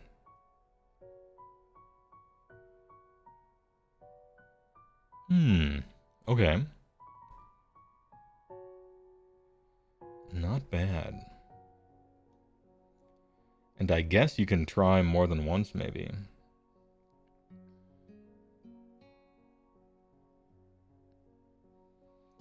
Like, you can declare this thing twice, too, right?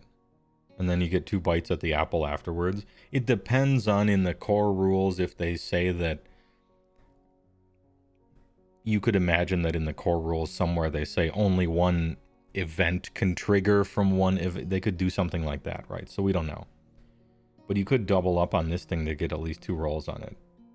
Maybe. I'm just thinking about what different ways we can push this stuff to do something goofy. Yeah, it's this attack. Each time he uses a shoot ability this phase, if all its attacks target the same enemy unit. A unit can only use 1 core ability per turn. These aren't core, but a later one is. Yeah. Maybe it works. We'll have to see. Again, we're just thinking about it until we see the core rules and everything else. Yeah, if you kill 6 models, you're guaranteed strike last on them for covering fire. You're a man of culture. You're familiar with the peasant railgun? Of course. That's kind of what I was thinking of. Although a different version of that with a swapping places kind of mechanic. Any charge phase. Once again, any charge phase. You can potentially charge on opponent's turn now, right? So, interesting. Add 1 tax characteristic of the target melee weapons for the rest of the turn. In addition, if the target is an elf, add 1 to hit rolls too. Ooh, elfish. Elfish race rules. Cool. Damn, this is what I was hoping for in 3rd edition. They're doing it. Great work. I like these rules.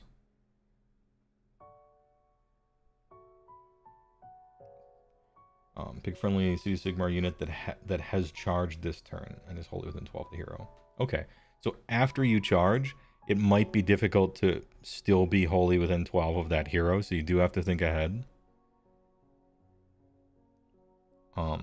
This does stack right now, like this stuff does. You know, you can imagine, you could build some situation, right? 6 heroes, and then somebody charges in, and then all 6 of those plus 6 attacks, right? Cool. Maybe. You just don't know yet. But it's funny to think about. Any combat phase. Hold the line. Pick friendly city's unit is wholly within 12 and did not charge this turn. Target has strike last and ward 5 for the rest of the turn. Okay. And strike last isn't that bad. Because if they got charged, they're probably getting hit first anyway, right? So it's no big deal. I mean, it might matter. If you're fighting in multiple combats, then that messes it up a little bit. But if you're only fighting in one, you didn't charge, your opponent charged you, you're fighting after them anyway. And a 5 aboard is great. In addition, if the target is Duardine, subtract 1 from hit rolls for combat attacks to target that unit for the rest of the turn. Big. -1 to get hit and ward 5. Large. You do think that one is probably proof that these aren't meant to stack? Yeah, if I was collecting information to determine rules as intended, I would read this one and be like, there's probably a core rule somewhere that stops these from stacking. You know? There probably is. So, I don't know that I would go into this being like, definitely it works this way or something like that.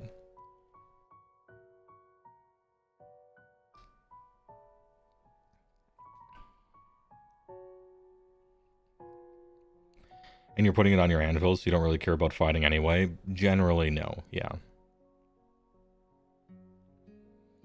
Especially if you put it on a screen or chaff or something like that. You might as well give your chaff a ward of 5 up. Strike last. They were going to do 0 damage whether they fought first or not. Who cares? I mean, some of them might actually live and then it messes with opponent's positioning, right? Kind of nice. Okay, these are cool. These are also free. You just fucking get them. No command points. No once per turn as far as I've seen so far. These just happen. The more heroes you play, the more orders you get to give out. And they affect anybody. You just get a bonus if it's a unit of that race or not. Cool. Smoke them if you got them. I love it. 5 out of 7. Good rules. Yeah, it's once per turn, not per battle round. So you're gonna be shouting out orders just all the time. Awesome.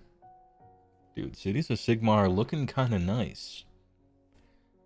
Both flavorful and seemingly mechanically good as well. Even if we read some core rule or it turns out you can't stack these, right? They're still great. These are great abilities. If you can stack them, some of them turn into Insano Town, so you probably can't. But that doesn't ruin everything. I'm basically assuming that you can't stack them somehow. And they're still good. Yeah, in this edition so far, I haven't seen a better buff than +1 attacks characteristic, for the most part. Elves and Duarden fight shoulder to shoulder with humans, representing the cosmopolitan nature of the Cities of Sigmar on the battlefield. They did it! We're safe on Mars. They did it. Battle formations. They're probably just going to show me this. I'm not going to read this thing because it just restates this with worse words, probably.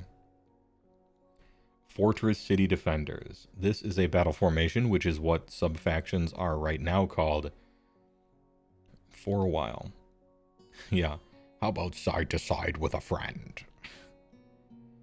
Bulwark Zone. Also my nickname in high school. Each great fortress city is able to hold back the enemies of the gates through the discipline and vigilance of their standing armies. Friendly Cities of Sigmar units that have the fortify position ability start the first battle round in a fortified position. Okay. In addition, in the first battle rounds, subtract 1 from wound rolls for attacks target friendly COS units, while they are wholly within friendly territory. Good. Alpha Strike BTFO, right? What does fortify position do in 4th edition? Anyone? What does that do?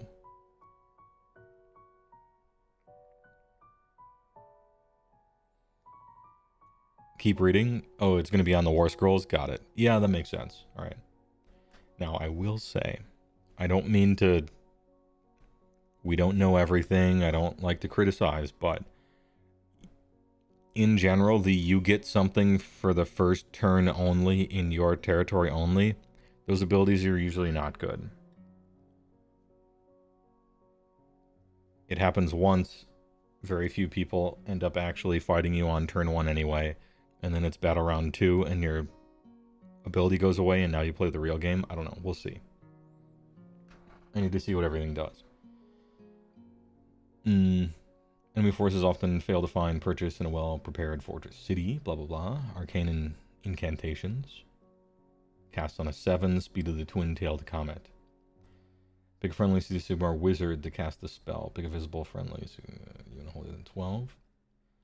Till the start of your next turn, add 1 to the number of dice rolled when making charge rolls for the target, max of 3.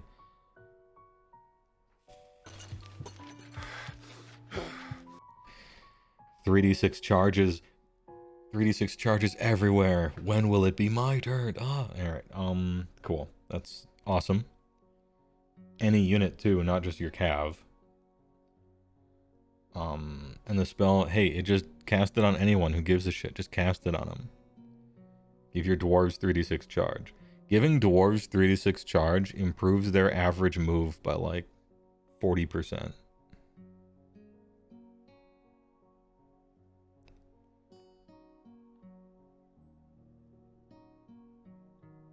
What was the stuff about -1 hit rolls? I assume that's what Fortify position does. Like, when I scroll down to the War Scrolls, I'm assuming that's what Fortify position does, and they're just kind of putting it up here as well. Have they said if there's a cap to the number of dice you can roll on a charge? Not that I've seen. I don't know that there would need to be, really. I don't think an army right now has a means of getting an additional one. Because, like, you could take prosecutors in a...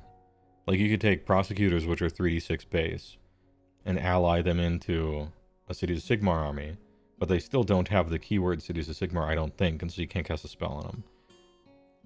Ally rules could be different, we don't know. You know, there's a bunch of different ways that that might not work, who knows.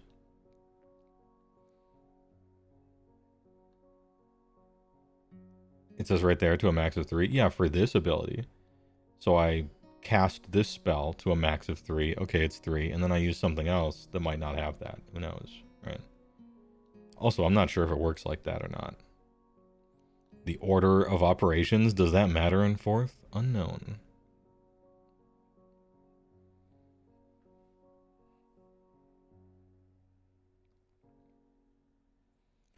It's also starting next turn. Yeah, a lot of spells now are only until the end of turn, and this is one of the nice ones that's until the end of your next, starting your next hero phase. This is cool because you can speed of the twin-tailed comet, and then charge on their turn for 3d6, which is sick. Kind of nice. What about Talia Vedra? 15 health, 4 up save, 12 move, she fly... 5 control. Weapon of office. 6 attacks, 3s and 4s, 1, 2. Infernadine. Leon and Jaws. 3 attacks, 3s and 2, 2, 3. Good weapon. Anti-monster, rend 3, also companion. And then the Scorpid Stinger, which is 4 and 2, 3, and deep 3 plus 3. That's a sick damage weapon. Rend 3, damage 4 to 6. Whew, okay. Battle damage once she has 10 or more. The attack's characteristic loses 1 attack. Okay, so she basically doesn't even chart. Unparalleled Tactician.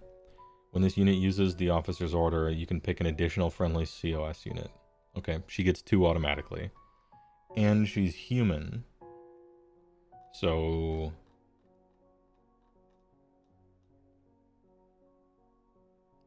Alright, an additional.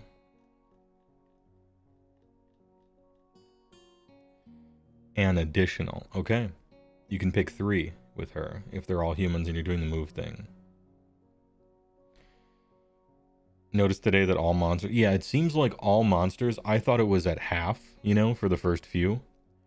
But it seems like all monsters are just like if you have 10 or more damage on you, it charts. Which is great. That they standardized it. You don't have to memorize it for every fucking specific monster or a table. This is great quality of life for monster stuff. Yeah, and she can do 2 for all the... She can do 2 for all of them. And then 3 for the movement one. Cool. Once per battle army. Lead from the front. If this unit is in combat, pick up to 3 other friendly COS units holier than 12. For each target, you can return a number of slain models to that unit with a combined health characteristic of up to 3. Okay, she has in combat rally just like she used to, except it's once per battle army. Great. Kind of good ability. Once per turn army, any combat phase. Paralyzing venom. Oh, sorry, once per turn army. This is once per game up here. Pick an enemy monster that charged this turn and is in combat with this unit. On a 3-up, strike last. Okay, she has anti-monster roar, in other words. 6-up ward. At least she has a ward, right? Okay. Tactician ability seems very good because your tactician abilities seem good. Reasonable fighter. Good movement.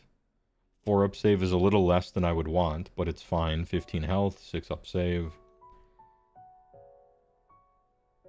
If she's fighting a monster, chances are it'll fight last. It's good to see. And she can regen troops and stuff. People aren't going to want to charge her with monsters. I will. I mean, sometimes I'll strike last, but I'm going to do it. Unless I lose the, unless we lose the impact hits. Then I quit the game. No, I'm kidding. I think he's right. She's not using the ability twice. She's targeting a second unit with the same order. Yes, that is correct. When you use this, you pick an additional target. And so you pick an additional target each time. Right? So you use it, you pick 2 additional targets with that one. With the movement one. With the other ones, you pick 1 additional target. It's kind of nice. Kind of nice with it. This makes the Carnosaur look like a joke. The Carnosaur has looked like a joke for as long as I've played the game. Here's hoping. Manticore Hopium, yeah. Manticore Hopium, Carnosaur Hopium.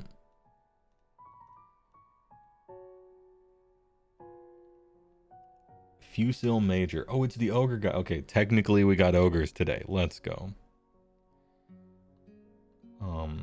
Fusil Major. 8 health, 3-up. Oh, 3-up save, huh? Well, he is carrying a castle door. So, fine. Alright. Huge Henry. He's Big Henry. Ranged weapons, long Fusil.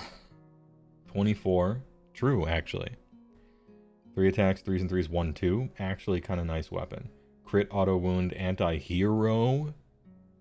Sniper. And he snipes.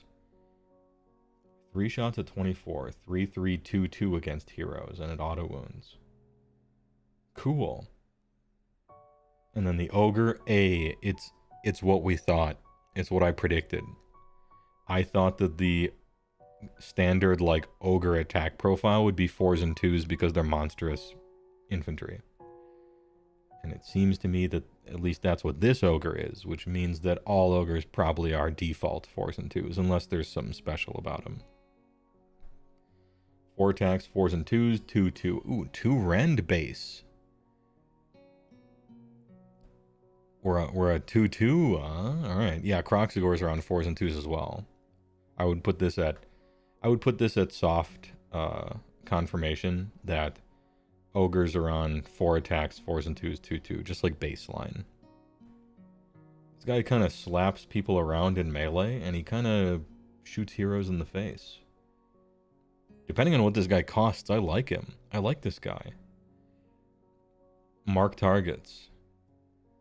Pick an enemy unit that was targeted by this unit's shooting attacks. Add 1 to hit rolls for other shooting attacks, as long as they're human. Cool. For the rest of the turn. Dude, free +1 to hit for everybody else?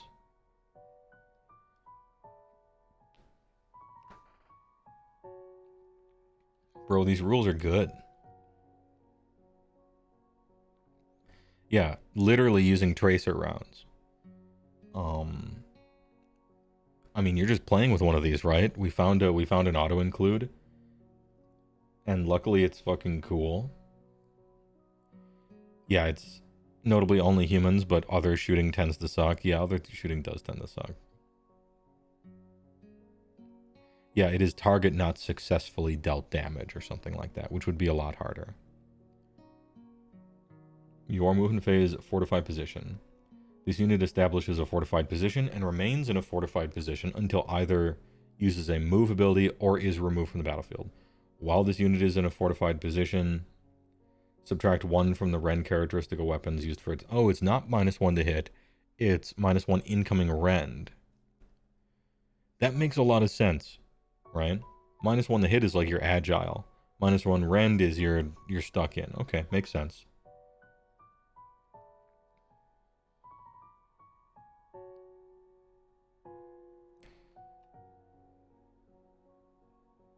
Three up save. -1 incoming rend. What is the other thing from this guy? -1 to wound as well. Bulwark zone. I don't think you're going to end up using this one, I'm going to be honest, but we'll see. So you start out in a fortified position. You are 3 up save, -1 incoming rend, and -1 to be wounded. Neat. Yeah, deploy camo netting is -1 to hit, yeah. Is fortified position exclusive with the move action? I feel like it must be, somehow. Oh, keyword's core. Hold on. I didn't notice this until just now. Keyword core. Move is a core ability. And so fortify, since it's a core ability, you gotta pick. You can either move or you can fortify. We answered it. It kind of had to be one or the other, right? But we did it. No ogre keyword. His heritage stolen.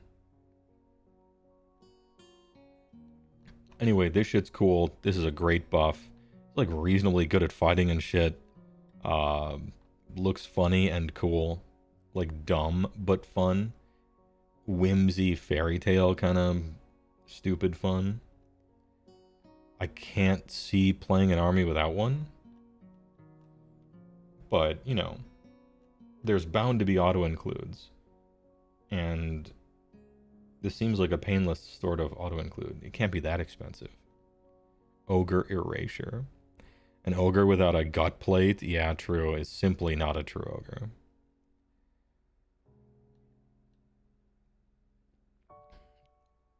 But you can get the 3-inch order because that's not a move ability. You can get it, but I think that might be a move ability. So it might ruin the fortified position. Let's find out. I wonder if we can answer this by reading each rule.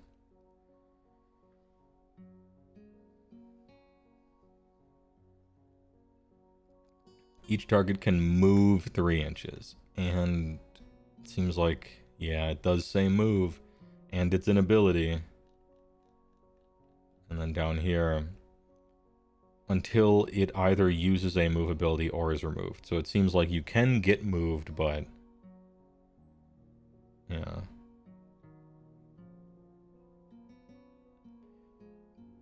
No rules bold. Yeah, alright. Checking for the boldness of the rule. Each target can move 3.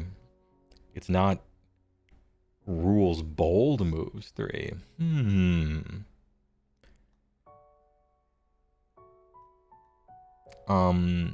Judge? Yeah, my opponent used a move. Is that a move? Or is it a move?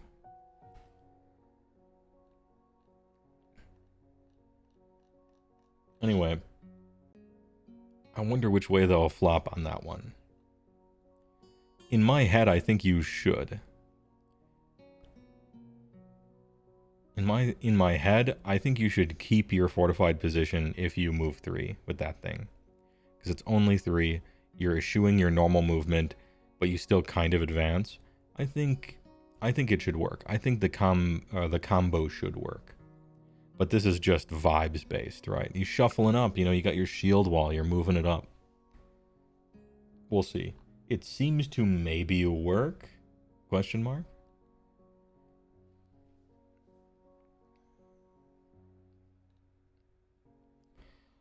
Free Guild Cavaliers. These are the, horsemen, yeah. The horseman. Standard bearer, 1 out of 5, down here in the keyword section. Nice billowing flag. Free Guild Cavaliers are big boys. Horses have 2 wounds, humans have 1, so we're on 3 health here. Move 10. 3 up save. Nice armor. Look at that barding. Man's in field plate, rider's plate, and horse barding. 3 up save. Nice armor value. Cavalier weapon, 3 attacks, 4s and 4s, 1/1, charge plus 1 damage. And then the horsey clomps for like nothing. Devastating charge. If this unit charged, pick an enemy within 1, roll a die for each model in this unit that is in combat for each 4-up, inflict 1 mortal wound. So 5 of them, figure 2 or 3 mortal wounds on the charge. I love impact hits.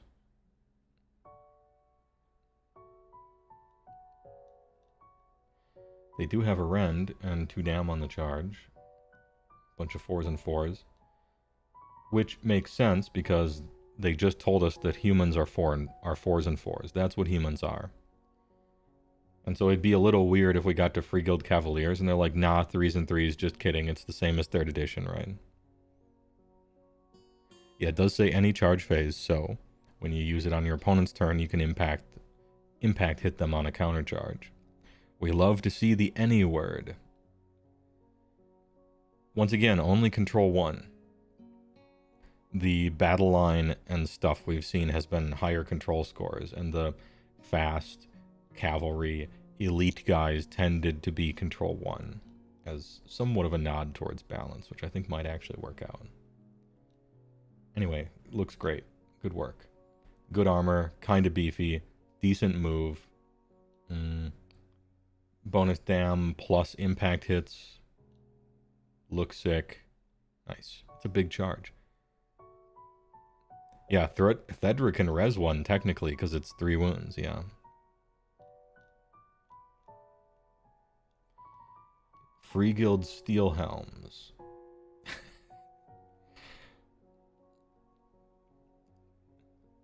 They chose these 2 dudes.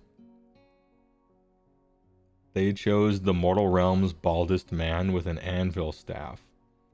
And a Free Guild Doot Master.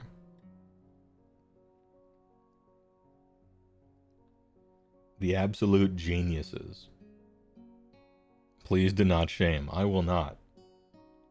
These are the best and brightest. They come in units at 10. 1 health, 4 up save, 5-inch move, 1 control. They got Free Guild weapons, technically. These are the first line of defense. Big duder.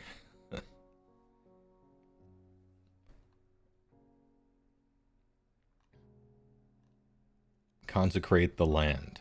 Once per turn army. Your movement phase.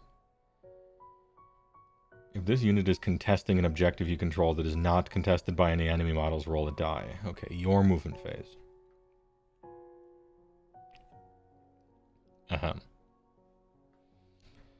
On a 3-up, that objective is considered by you to be consecrated. Well, I don't know about you. I don't know about your big city considerations, but to me, this is consecrated land.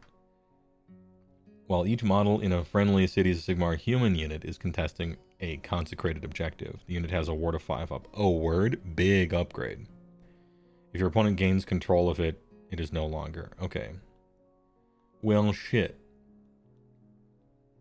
Yeah, lick their finger, hold it up. Which way is the wind blowing? Yeah, 5 up ward for your fucking chaff, right? Your battle line chaff guys. They still have a normal Yeah, I don't think they're chaff anymore. This might be, we might be entering into anvil territory here. 5 up ward, 4 up normal save. Alright. Consecrate rule. This is cool. They get a musician and a standard bearer.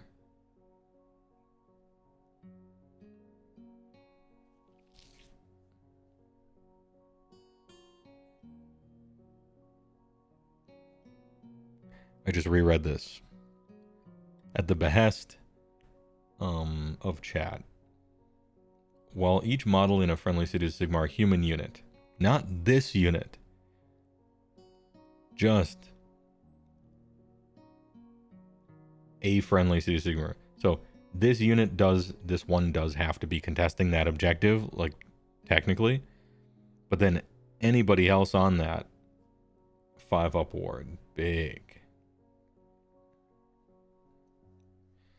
They put a live, laugh, love poster up. Yeah. Bless this mess.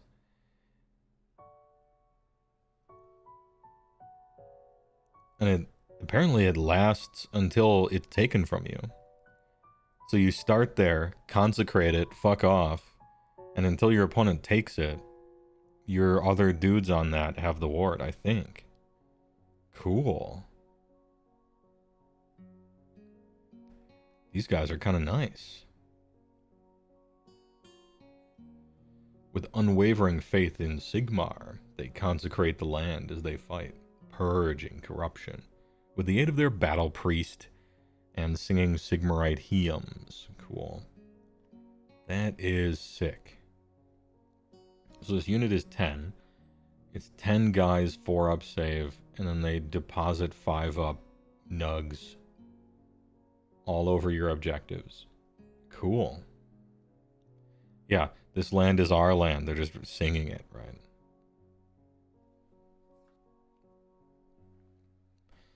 A word from the studio. John. The cities of Sigmar maintain their system of orders, which is now easier to use. Every hero can use 1 order each turn, and picking the correct order at the correct time will be key to retaking the Mortal Realms. Movement, shooting, combat, and defense all fall under the umbrella of the officers' Car's orders section, giving cities of Sigmar commanders more flexibility to use their units in very powerful ways. I like it and I agree. Great work, designer man. Mr. Bucket sided. There he is, Mr. Bucket. Also, some fucking dwarves detected. Some blaze masters. And a steam tank way in the background. Really blurred out. So you don't see that thing too closely. Oh, good old-fashioned iron drakes. I know them well. Back in the day, you used to be able to teleport these, and they counted as not moving because it was a setup for double shooties. That shit was sick. The new system also grants powerful benefits to anyone fighting beneath the banner of the cities of Sigmar. Elves, dwarves, Jews, Mexicans, it's for everyone. And humans each benefit in different ways from orders specifically turned to their style of gameplay. Humans march out in serried... Serried? Hold on. I assume the root word is something like serrated, right? Of rows of people or things, standing close together. That's serried. Okay. I hadn't heard serried before. It's probably a similar route to serrated, but yeah, so it is serried ranks of soldiers is the... Alright, learned a word. Always like to learn a word. What were we talking about though? Ranks to gain control of key battlefield features. Elves attacks with lightning speed, and there's few that can hold a line better than dwarves. Unless you give them unless you give a human a 5 award. More than ever, City of Sigmar will need to unite to topple the tyrants and monsters they oppose. Great. Love to hear it. And a serrated blade is a bunch of close together ridges. Yeah, for sure. English vocabulary class with HeyWoah. I don't have an English degree, no. I have a Bachelor of Fine Arts. But I do like to read and know words. Words are fun. Oh, you meant the writer of the article. Okay, yeah. Big Thesaurus Gaming. Seriously though, the ogre character on a consecrated objective in a fortified position is going to be shockingly hard to kill. Yeah, Sarham. Actually, let us count the ways. Hold up. So, we're consecrating the ground. My man is... Do you stay that way, or is it only the first battle round? In the first battle round? Okay, yeah, this sucks. We'll be doing something else, probably. Anyway. This dude is on a 3-up save. He's fortified for -1 incoming rend. He has a 5-up ward because he's technically human. And 8 wounds. And kind of like slaps, and he just sits there shooting you if you ignore him. Give him all-out D for a 2-up save. Kind of big and thick. I like to see it.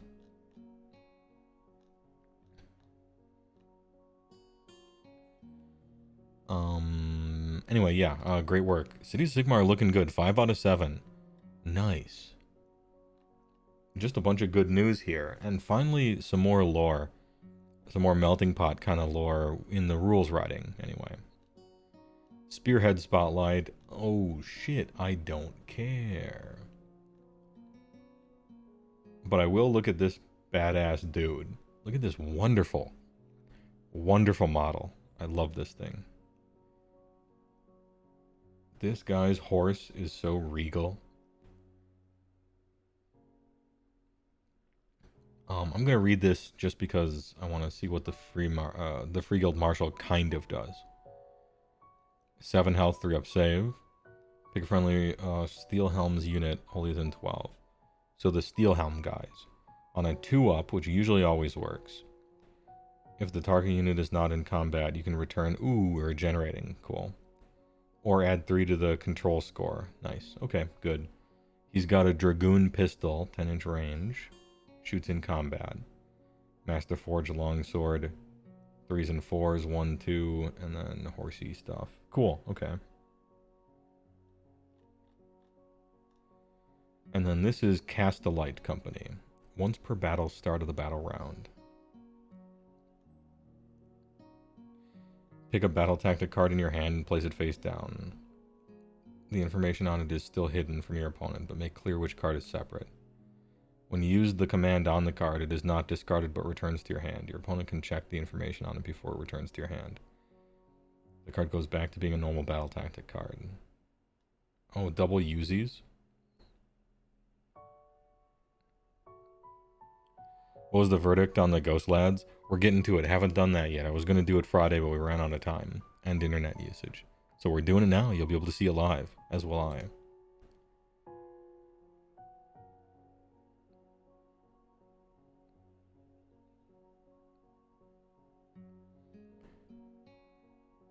Yeah, if you use a card for its command and score it. That's sick. The lights go out again. God damn it. No, not today.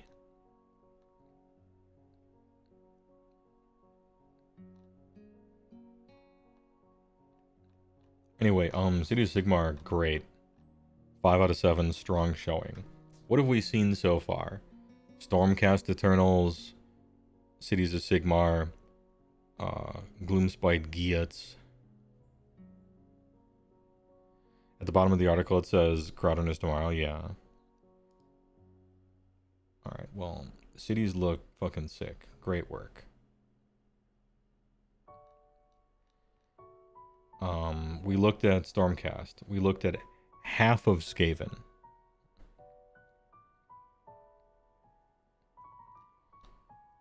We will, so moving on, we're going to get the Nighthaunt, Gloomspite Gitz, and the second half of Skaven. Where shall we pick it up? Actually, I'm a bit parched. I'm going to get a beverage. And whoever gives a shit can type in chat for which of those 3 will come up next. BRB.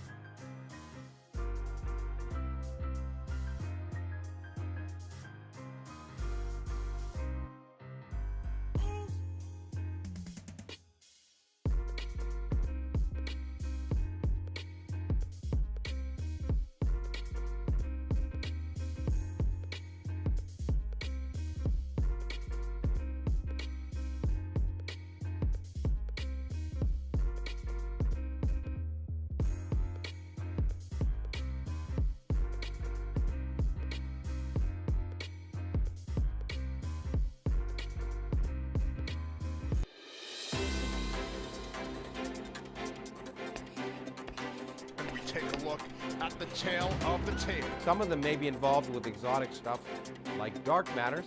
An ABC News Brief brought to you by Michelob Light Beer. Now from Washington, Sander Van Oker.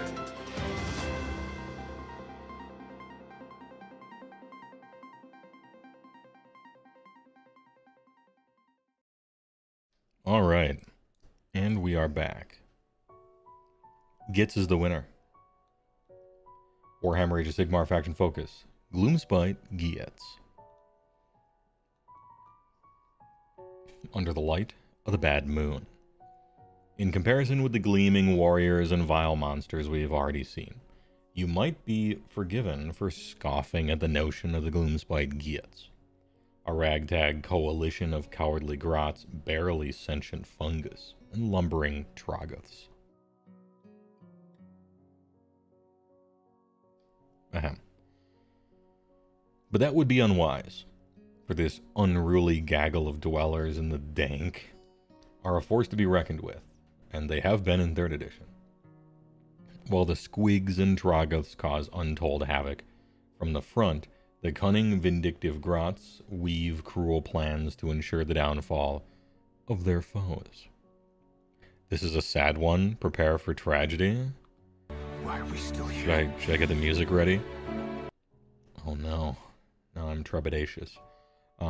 United under the ghastly pall of the Bad Moon, a malevolent planetoid that moves almost at random through the void, spreading destructive magic across the mortal realms.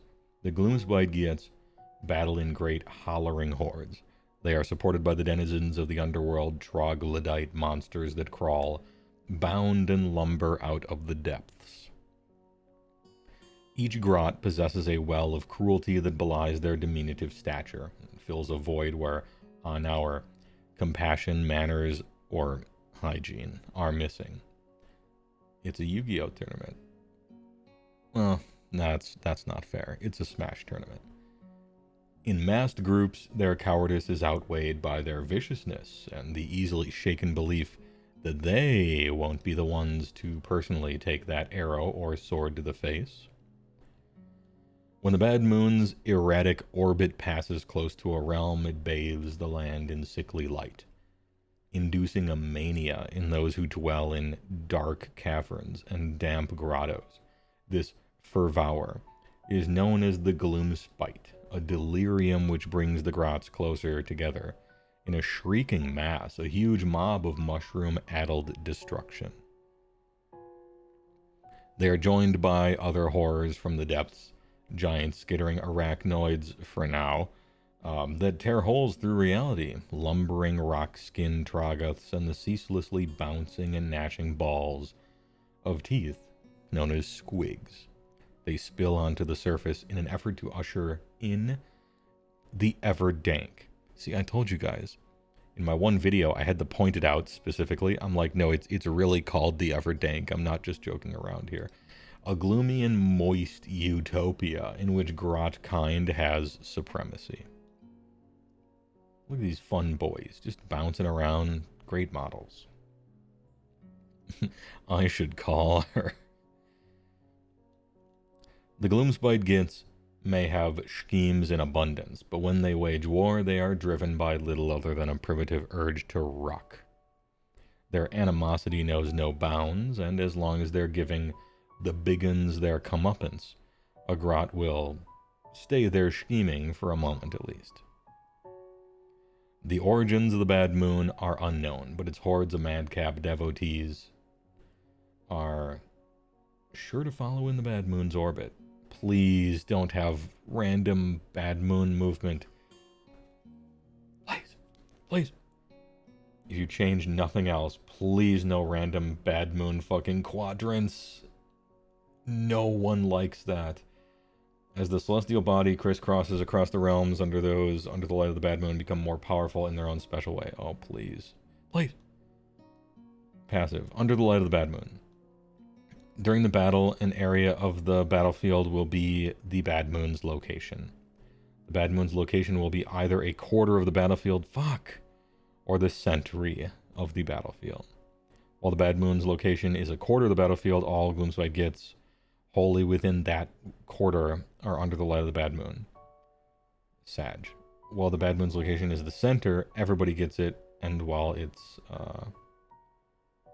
under it, you get a particular bonus. Okay. Frothing Zealots. If the unit is a non-Squig Moon Clan unit, add 3 to its control score. Maybe this matters. Control score, I think, probably matters in the game. You are convinced that GW is convinced that the Bad Moon is cool and fun somehow. That has to be it. Matt Rose can do wrong. It's possible. They must think that people love this shit. I haven't talked to many Gloomspite Gitz players who do, but maybe the ones that work in GW really like it. I don't fucking know. If it's a Squig, you can reroll the random move characteristic. Damn, we still have random move characteristic too? That's unfortunate as well. Damn, you guys weren't kidding. Usually people bitch about stuff and you're like, yeah, whatever. They're just, you know, oh, the sky is falling, but it's blown out of proportion. You guys weren't fucking around. This is mostly disappointing to read. If the unit is Troggoth, add 1 to the save rolls. Okay, hold on. That's kind of nice, though.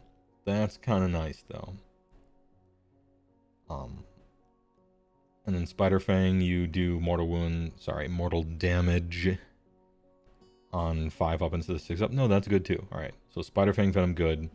Troggoth Hide, big, good. Lunar Squigs, this isn't bad. It's just letting me know that there's still a random move characteristic, which is sad. But re-rolling it isn't bad. And then control score 3, probably good. Bad Moon's Orbit. Okay, if multiple players are commanding it. If it is the first battle round, pick a quarter of the battlefield for it to start in. If it's the second or subsequent, roll die. Fuck. Ugh. Your battle tactic randomly shuts on or off. Hey, Cities of Sigmar, by all means. Use your fun special abilities every single turn, every single one of the 5 battle rounds of the whole game for every single hero you have. Do whatever you want. Gloomspite Gitz, roll a die, eat shit, get out of my face. Disgusting. On a 4 up it moves, on a 3 or less it stays in one spot.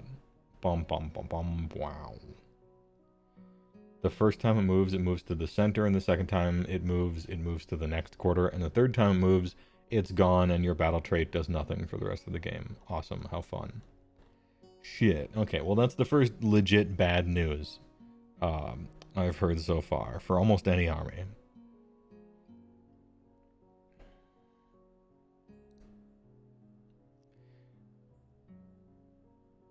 Mortal damage, he says, through gritted teeth. I'm just trying to remember it. I've gotten used to saying mortal wounds a lot.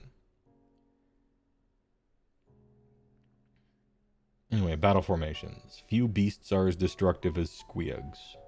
They're little more than big mouths filled with fangs and an appetite to match. From tiny ones to huge ones, they are constant companions to the Gloomspite Gitz, to the extent that you can play up Squigalanche.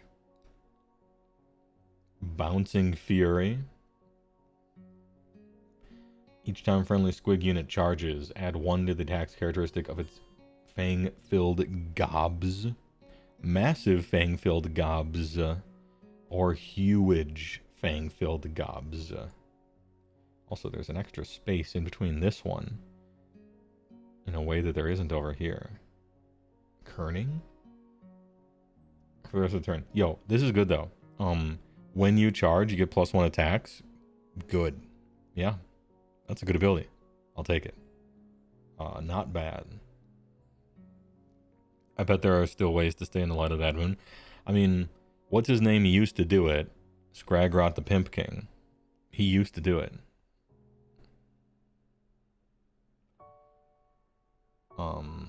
Arcana and Incantations. Cast on a 7, lower the I misread the title of this because I was trying to read it fast.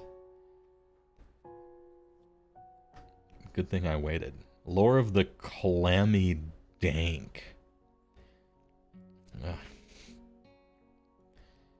Sneaky Distraction. Pick a friendly Gloomspite Gitz wizard to cast it. Until the start of your next turn, subtract 1 from hit rolls for attacks made by enemy units while they are wholly within 12 of the caster. Unlimited, you can cast this any number of times. Okay. 12-inch circle of -1 to attack rolls. That's really good. And it's unlimited. You can cast it. Every one of your wizards is essentially like a little totem. That shit's good. It's weird that the enemy unit has to be wholly within. So you might be able to pull some weird tactics as an opponent and get to play around it by having some of your guys outside of that circle, depending on where the hero is. I don't like that part. But every wizard is a giant totem of -1 to get hit. And it's an unlimited spell that you can cast with all of them. All that stuff is good. And it's a powerful effect anyway.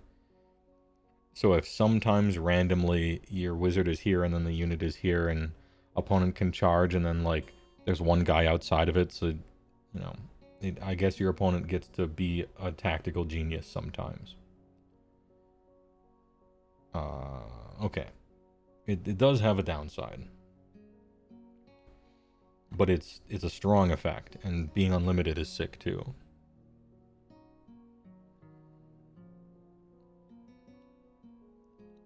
Unit focus. Hey, it's Gragrot the Pimp King. 6 health, 6 up save. Big oof. 4 up ward. We're good. Okay. He's got some wizard bonks. Once per battle reaction, you declared the Bad Moon ability. Yo, okay, so he still has this thing. You can choose whether the Bad Moon moves or not, instead of rolling.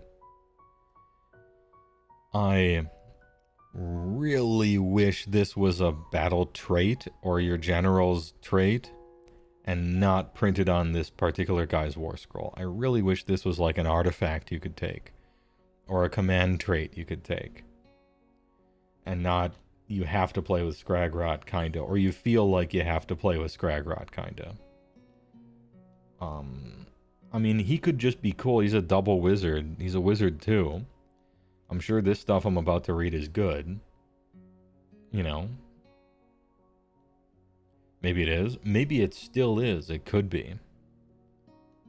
I guess we shouldn't, there's no reason to go crazy with it. Anyway, your hero phase, Fangs of the Bad Moon 7. 18-inch range. Roll number of dice equal to the unmodified cast roll, so 7. For each 3 up, inflict 1 mortal damage. Okay, so it does D3.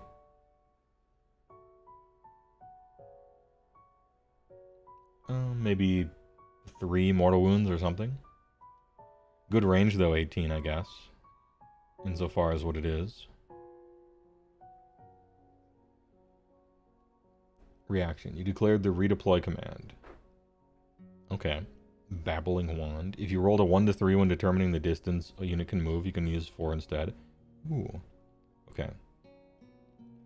Redeploy when you can guarantee at least a 4-inch move is really good. That's nice.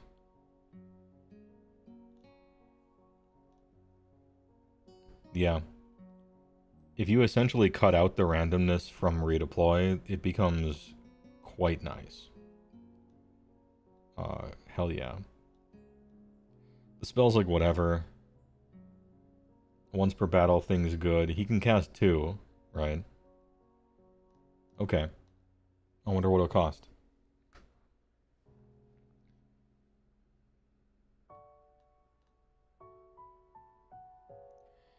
HeyWoah is a former Gitz player, you must admit. Randomness broke your mind, but you still love the moon. Okay. I mean, this doesn't have to appeal to me. If Gloomspite Gitz players like the randomness, then, you know your audience when you're making the army list, right?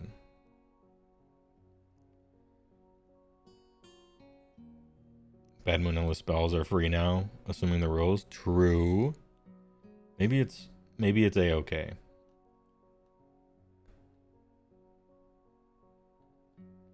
Gabapalooza. 3 health, 6 up save. Stuff. Hey, this is Bogalai. Wizard 1 infantry. Oh, are you just, is this just one of their war scrolls, or are you kind of condensing them? Oh, mesmerize, poisons. You might be condensing them. I wonder what they're doing with this thing. I need more info. Hallucinogenic fungus brews. In the first battle round, it has a ward of 4, and then 5, and then 6 in subsequent battle rounds. That's cool. Neat. And it stays at 6. That's cool. Gabapalooza Nowitz. Your hero phase. Roll a die and a 3 up, pick 1. I love how you roll first before you pick. Saves time in case you fail. These models are wonderful too. Basically the entire Gabapalooza. The models are so good. So fun. Glareface Dance. Pick a friendly Gloomspite Gitz unit. Add 1 to run rolls and charge rolls. Meh. Pick a friendly Gloomspite Gitz. Add 1 to rend characteristic of the unit's weapons. Nice. Pick a friendly visible enemy unit within 12. Until the start of your next turn, the unit cannot use commands. Until the start of your next turn? Jeez. Okay. Gabapalooza, more like good winna, I guess.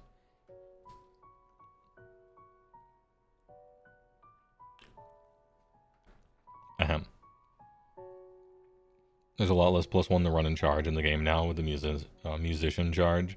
Or change? Yeah, there is. Yeah. That is true. Gooner Palooza. Dude, this thing, I don't rate it too much unless you have run and charge. Nasty Poison's great. Mesmerize, great. Models, great.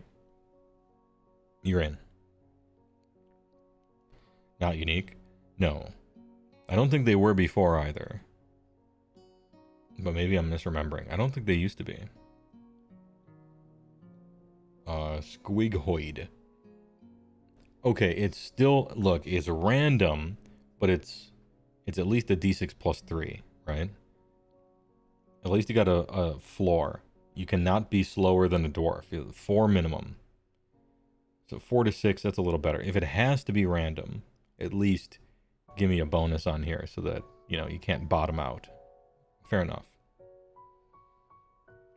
Squighoid. 6 up save, 1 health, 1 control. A beast. These guys are the ones that used to have a million insane rules, and then they nerfed the rules 3 times and they were still good.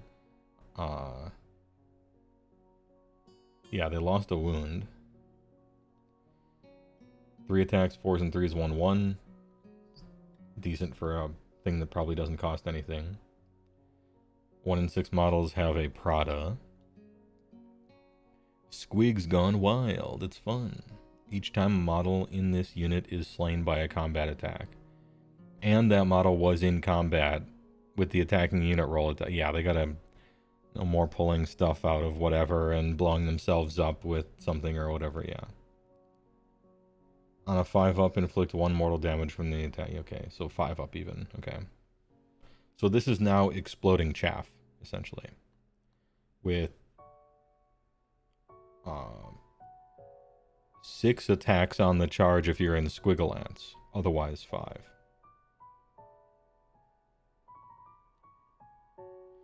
This unit has a max control score of 1. Okay. Because you're a Gloomspite Gitz Moon Clan unit.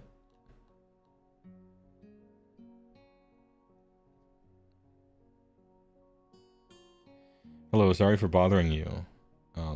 Hey, get shot. Somebody shoot that guy. Box office Chan. Okay. Whatever. The only one who sells out in my channel is me. So anyway, herding squigs. Roll a die for each squig herda. Your hero phase. On a 2-up, you can return D3 cave squigs to the unit. For each 1, the squig herda gets eaten. Okay. Gitz players. I don't know where Squig Herd ended up bottoming out. Is this like a screen that explode, like an exploding screen essentially? Which is really good. Because screens don't usually explode for damage. Damn, you know, that just really depends on cost, doesn't it? We don't know yet. They got a bunch of attacks. Possibly a bunch of attacks. A little bit of regen. Die to everything. You know, when your chaff can possibly do damage for doing its job, which is to die. Yeah. This is potentially good. We just have to see, I think. I just need to know points. 4 attacks each on the charge is not insignificant damage. Yeah, they get what? 4 fang-filled gobs because of Squigalam. You get to just roll a bunch of dice if they charge. And if they get charged, at least they blow up sometimes. Kind of nice. Bad Moon Loon Shrine. 14 health, 4 up save. Yeah, I agree. 14 health, 4 up save is a lot. But for those of you who have not seen this terrain feature in person, it's big. It's big. That makes sense. Effigy of a Bad Moon. Friendly Gitz are under the light when they're wholly within 12. Okay, it does that right now. Good. Once per turn army. Ooh, a command point. So this is going to be big. Is this your return to life? Because you have that right now. Pick a friendly non-hero, non-monster, non-war machine. I don't think there's a war machine in Gitz. Set up a replacement unit with half the number. Wholly within 12. And more than 3 from enemies. Ooh. Enemies can't body block from 9. They have to body block 3, huh?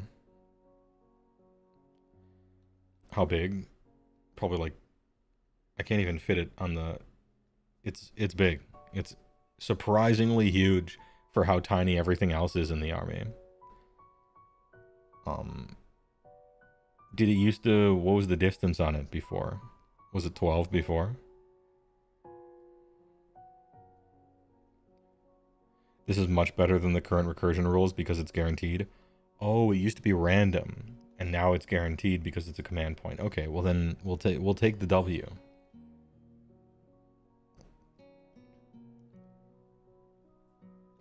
All things considered, I would say that I think it's bigger than the Terminus Nexus or whatever the thing is. Used to be on a 4-up. Ugh. Gross.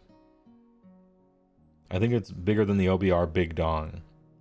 It might have a smaller footprint, but I think there's more to it.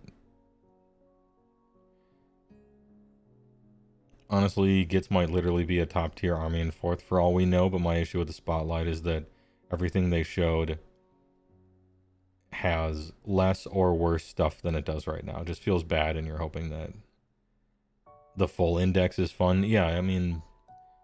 It's not a the sky is falling moment. It's just one of those, damn, I wish they overhauled the Bad Moon and they just didn't. They copied it.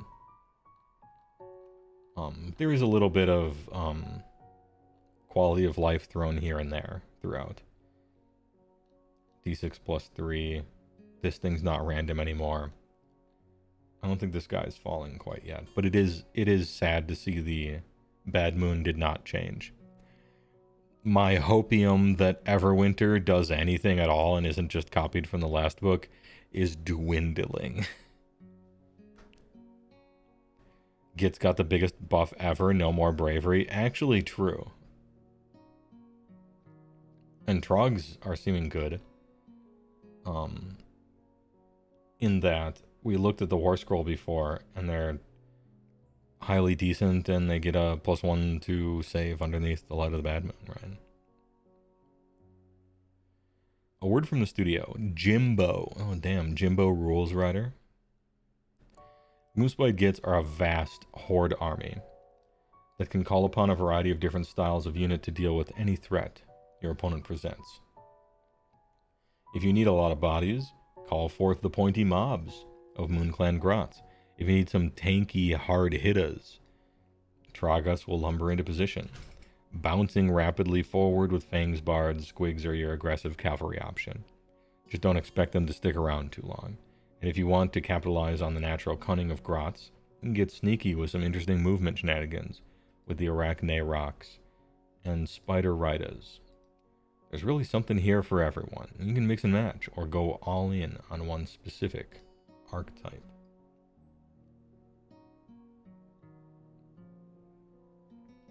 Jimbo loves the Bad Moon.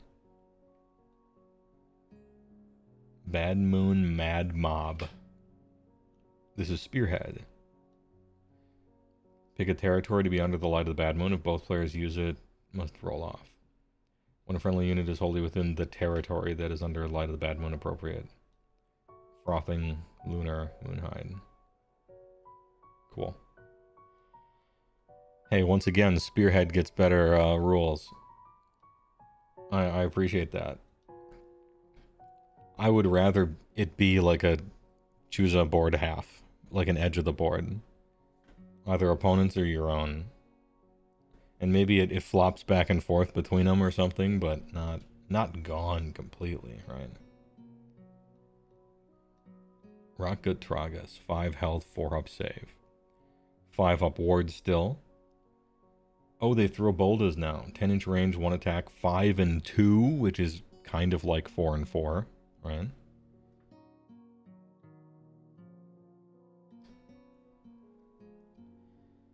I mean 4 and 3, pardon me. 2 rend D3. 2 attacks, 4s and 2s, 2, 3. These are some sick rend and damage and wound values. You gotta get through this hoop first, but yep. They heal. They're on a 4-up save. They have a 5-up ward. What damage does get through is big and has a lot of rend. They got health and 3-up save under the light. The boys. They're fun.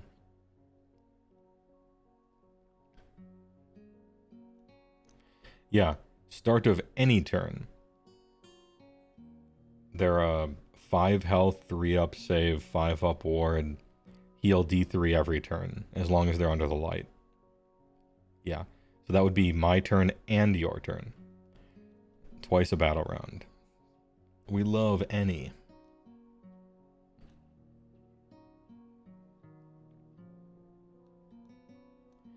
Cool. Hey, Tragas are still looking good. They're fun. People like Tragas, I'm told. Yeah, and you don't need a hero to sit next to them either, which is sick.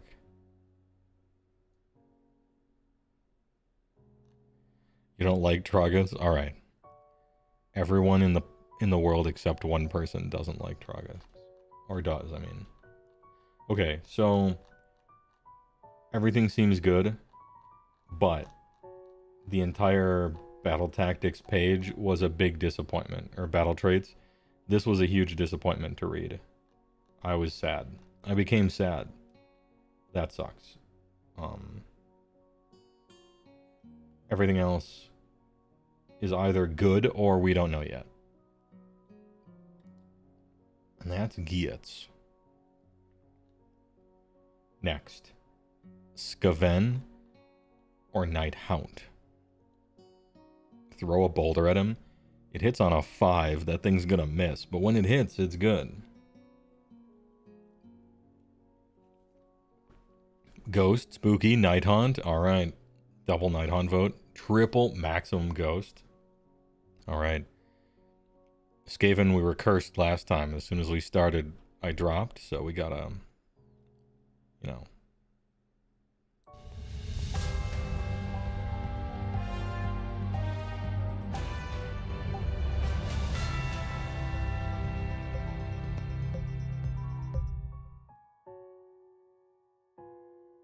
I forgot to turn off the music, but it's fine.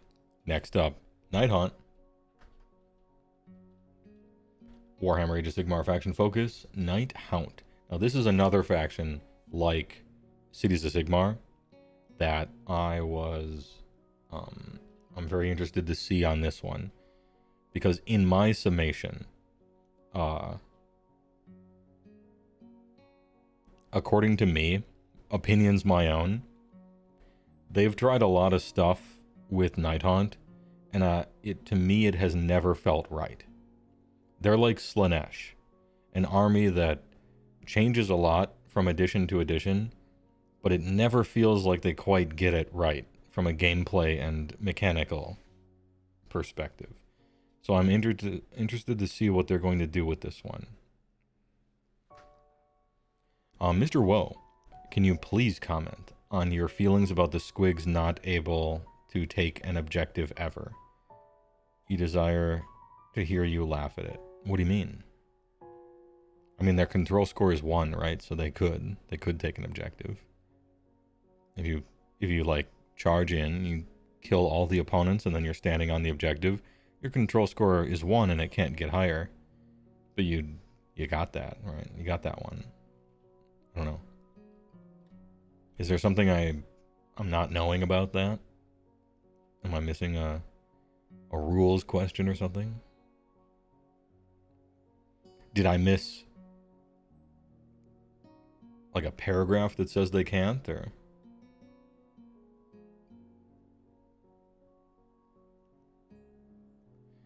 Dwarf bias against squigs.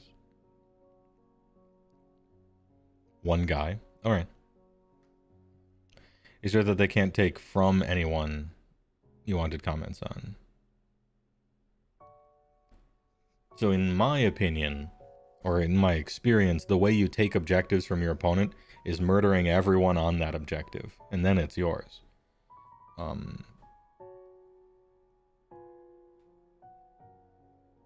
I suppose they can't, like, steal an objective and stand on it with more guys or something like that, but what a cowardly way to take an objective. Who would do that with 10 capture Stonehorns almost every game? Who would do something like that?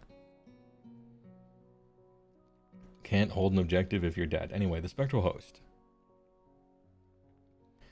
For many in the mortal realms, death is a cold and unknowable terror, waiting for the moment it can cut their lives abruptly short. Those enlightened by the true nature of mortality know better, for even as the body rots, the spirit is free to serve the undying king's every whim, and the wrathful geists of the guilty, the sinful, and the damned gather into his spectral vanguard, known as the Nighthaunt. They are warped wraiths, molded in the image of their mortal sins, for Nagash is a strong believer that punishments should fit the crimes he deems a soul to have committed, with no trial. It helps that the many violent and traumatic ways one can die in the mortal realms produce particularly vicious phantoms for his armies, and they all share a bitter hatred for the living.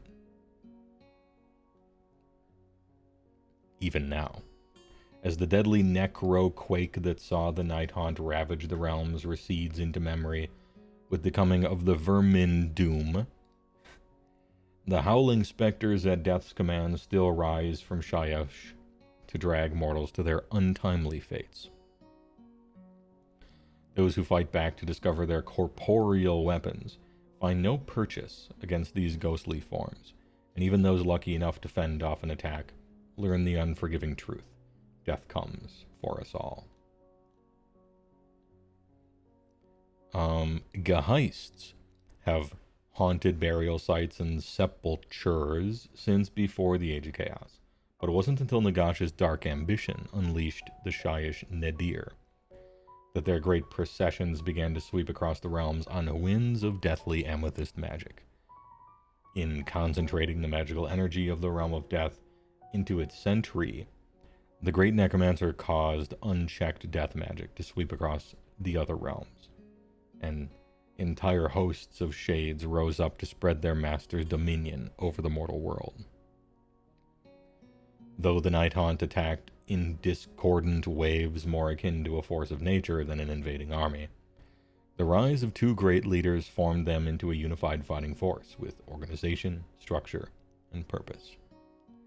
Lady Olindir is the undoubted master of the Nighthaunt, bestowed the title of Mortarch of Grief by Nagash, and tasked with afflicting the mortal world with endless misery and sorrow, while her consort Kurdos Valentian plans the tactical aspects of their assaults. The Nighthaunt now fight with discipline and strategy, led by their lieges, or their subordinate Knights of Shrouds. The particular character of a leader lends each host a distinct personality. Rage-filled spirits charge recklessly into melee,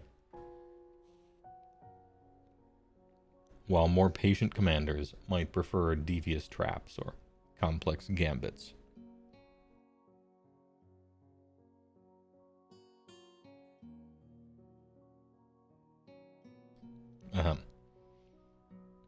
Such is the drip of Nagash. Dude, look at it. There she is. Keeping him on a tight leash. Taking him for a walk, right? Spirits are influenced by the realms they rise from. The Quicksilver Dead possess bodies of liquid metal, shaped by the magic of Chaemon. T-1000. Others are born from the wars that rack the mortal realms, where blood-soaked battlefields and endless, unrepentant murder gives rise to the Scarlet Duum, who claw their way through pools of blood to extract a toll of vengeance from the living. Alright. Battle traits. We are still ethereal, which we knew. Ignore all modifiers to save rolls, pause, and neg. For friendly Nighthaunt units, excluding Nagash. Yeah, probably. All-out defense is a lot more costly now, and it's... There was a time where this thing was almost a downside. Actually. I think we're fine in this edition. This is just great in this edition. You got plenty of other stuff to spend your command points on at this point. Reaction. Opponent declared an attack for 1. Oh, discorporate. 5 aboard. Okay, this is your... In exchange for not being able to use all-out defense, you can get a 5 aboard, which is better anyway. Now, you probably have a 6 aboard just to start with, right? But still. Nice. You can custom little thing just in case. Cool. Once per turn army, your charge phase. Shriek. Pick friendly Nighthaunt unit that has not used an Aura of Dread. Okay, so we got Aura of Dread, Aura of Dread. We got... Everybody has an Aura of Dread, although there's one extra ability here that isn't Aura of Dread.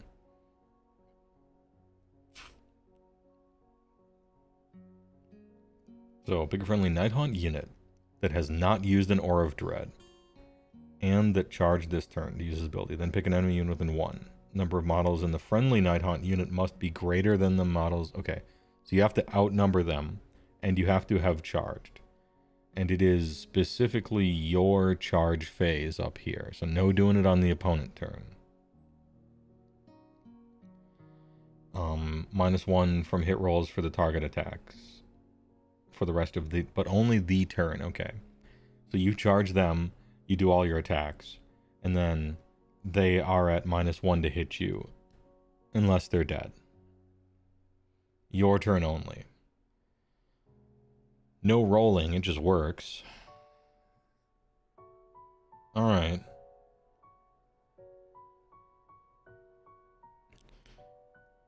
Yeah, you don't really get clapped back a lot on your turn. Or at least, that's not how you draw it up. How you draw it up is on your turn, you charge something, and it's fucking dead, right? I don't know. This thing... I'm giving it...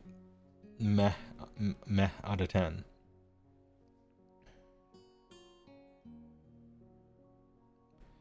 I suppose this is going to allow you to enter a bunch of combats, right?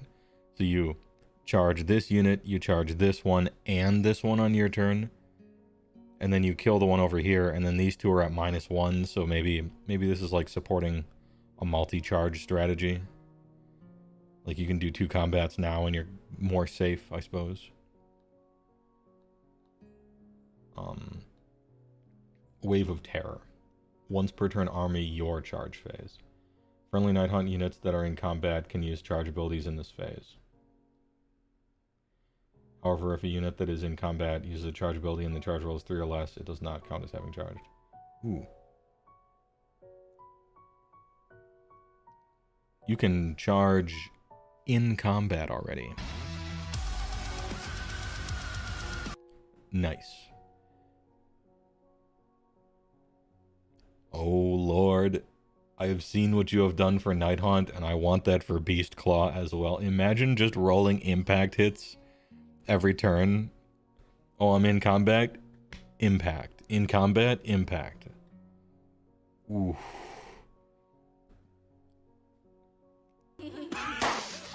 Ooh, almost charged in combat there. Hold up. Alright, this is sick. This is a sick ability. Once per turn, army your charge phase. And this is another Aura of Dread. So this is stun. So Shriek is -1 to hit rolls.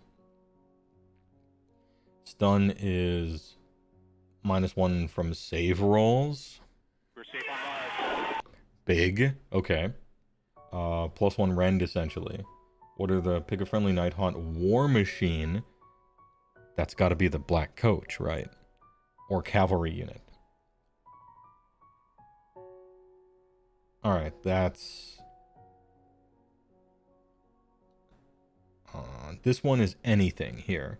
Any Nighthaunt. This one, War Machine or Cav. I like seeing -1 from save rolls. The +1 rend, big. This one's good. Dude. Absolute copium. Please. Can the coach be good? Can we play with the Black Coach this edition, please? So let's see. What are the cavalry units in your army? Hex Wraiths. Black Coach is a War Machine.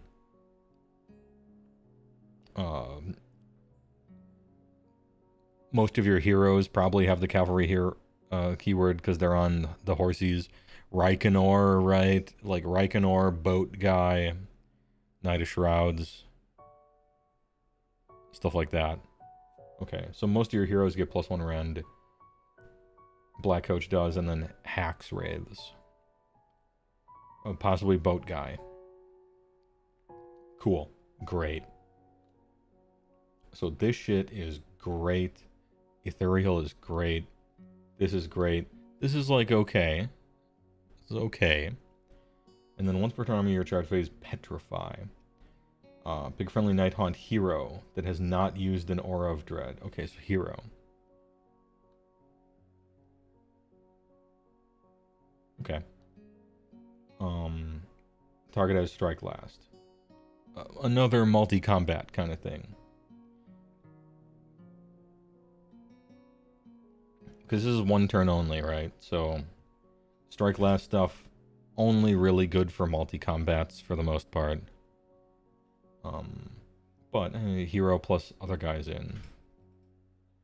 Just works automatic, right? You don't have to roll a 10 up.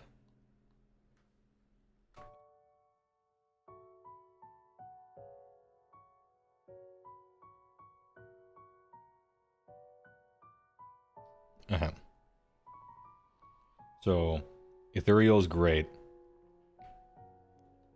Wave of Terror is great. Stun is great. Petrify is alright. Shriek is alright. Discorporate's good. Alright. Nothing to sneeze at. These are good. Battle formations. Oh, it's the Lock and Key men. These guys are funny looking. I like them. Death Stalkers. There is no escape. Friendly Nighthaunt units can use charge abilities even if they use to run or retreat.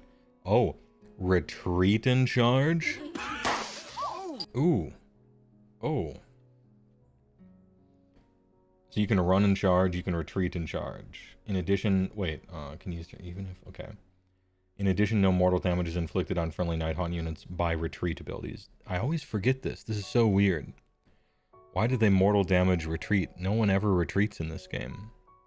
Except me.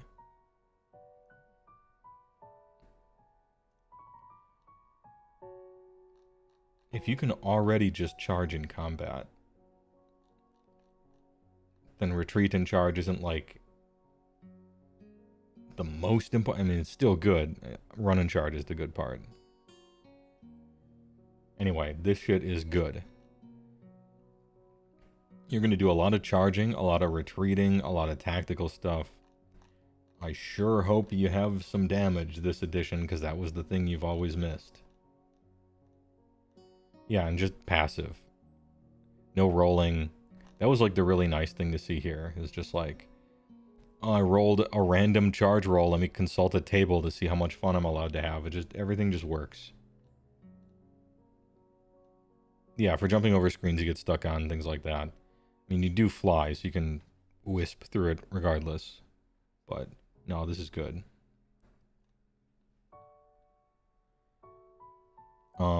Clark Spectre, thanks for the first time chat. Would you recommend Nighthaunt to a new AoS or wargame player? Sure.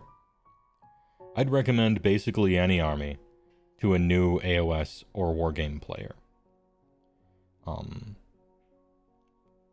There are models that were released for Age of Sigmar. It's a faction that's going to stick around forever. Yeah. You're jumping into AoS this next edition, just found the game and your channel. Nice. Yeah, if you're concerned when you say recommend it to a new player, to me that reads, is this army too complicated to play as a new player? And I would mostly alleviate your fears. It's not really that complicated of a game. Right now it kind of is, because we're looking at preview rules for a 4th edition that we haven't seen everything for yet. But in general, Age of Sigmar isn't like the most complicated game ever. You play 5 games of Age of Sigmar and you're about as caught up as the average player is. Once you start remembering all your army's rules, it's like fine. What you really do want is to have an army with a good skill ceiling to it, because I think the problem with a lot of like new player armies is they're really easy to learn, but then there's nowhere to go from there, and it's just like boring and you're playing with linking logs. You want the ability of your army to grow with you as you get better and reward you for better play, you know, later on. So anyway, yeah, I think they're fine. They'd be fine to play, difficulty-wise or something like that.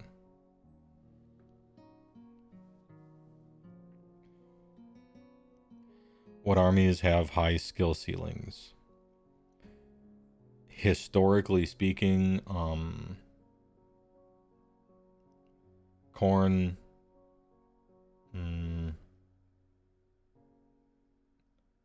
KO maybe until you figure out the flowchart. Any army that is supposed to be for new players, and so you just don't have any options. And the fewer options you have, the more crippling your mistakes are, if that makes sense. Lumineth just because there's a shitload of stuff to remember. Sylvaneth, I think I would say. Yeah. And those are just like the special versions, I guess. The most complicated armies, I guess, to learn.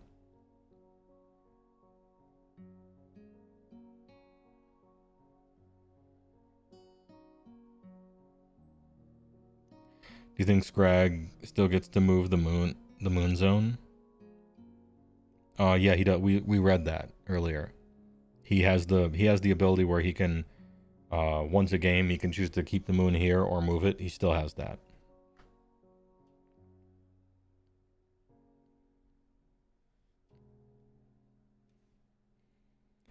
Thanks for the help. Looking forward to get him on the table. Hey, don't worry about it, but also don't rush. Take your time. It's a hobby, right? Like, you got painting and assembling and everything. No need to rush or feel like you're wasting your time or something like that.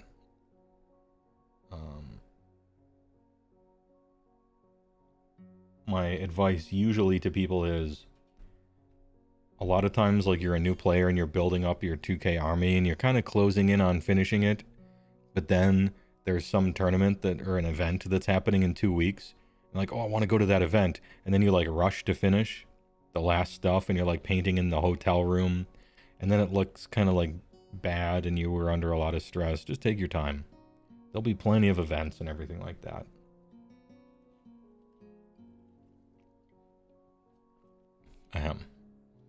Lower the Underworlds. 6 Shade Mist. Pick a friendly Nighthaunt unit that has 3 or more models and is wholly within 12. Subtract 1 from wound rolls for attacks that target that unit. Unlimited. Great, okay. Easy to cast, 6. -1 to be wounded as long as it's a squad of 3 or more. Unlimited, great. Extra durability for the Nighthaunt army.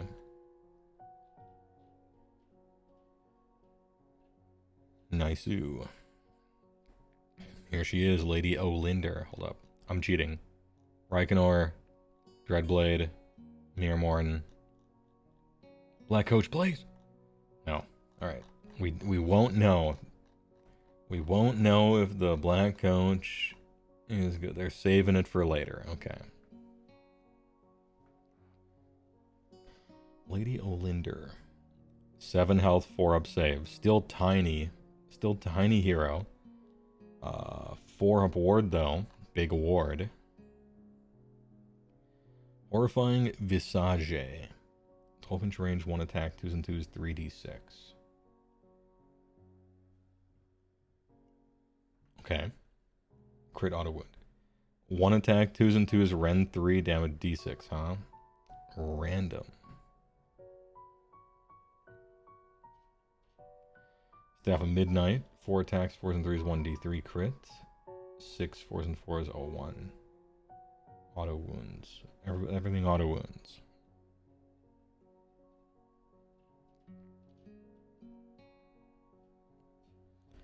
Okay. No rest for the Wickad. Pick any number of friendly Nighthaunt units on the battlefield to be the targets. For each target, you can return a number of slain models. 3 plus D3. Okay. Once per battle, you are hero phase. Pick any number of friendly Nighthaunt on the entire table, and 3 plus D3 regen them. That's good. Alright, that's kind of good. Passive. -3 from the control scores of enemy units while they're within 12. Ooh, hold on. If they allow that to go to 0, which I don't see why it wouldn't, unless there's a core rule somewhere that says minimum 1, right?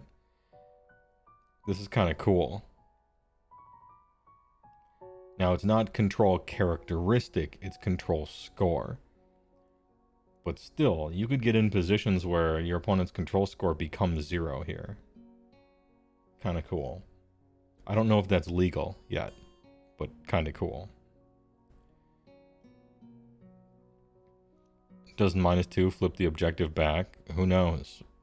Probably not. Yes, Squig Mob -2 in the presence. And then Grief Stricken cost 6, 18. Ignore positive modifiers to hit and wound and save for the target for the rest of the turn. Okay. So it's not a debuff. Well, I guess it is a debuff in that it exactly Ds your buff.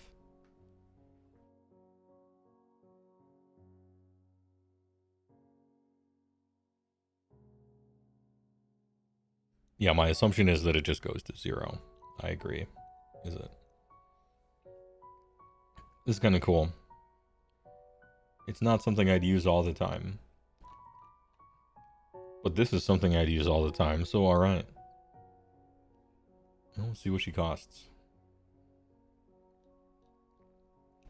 You were joking, it definitely doesn't go negatives. I assume so, yeah.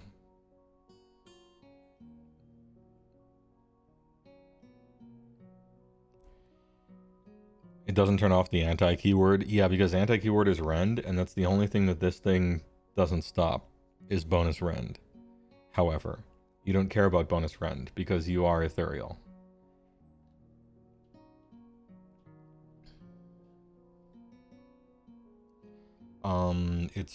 It doesn't stop bonus damage. So it stops positive modifiers to hit, wound, save, but not damage. So if you get like anti-monster +1 damage, it ignores, you know, it doesn't ignore that. You do ignore bonus rend because you just don't care about rend, and also attack characteristics as well. Nighthaunt is the anti-army, yeah.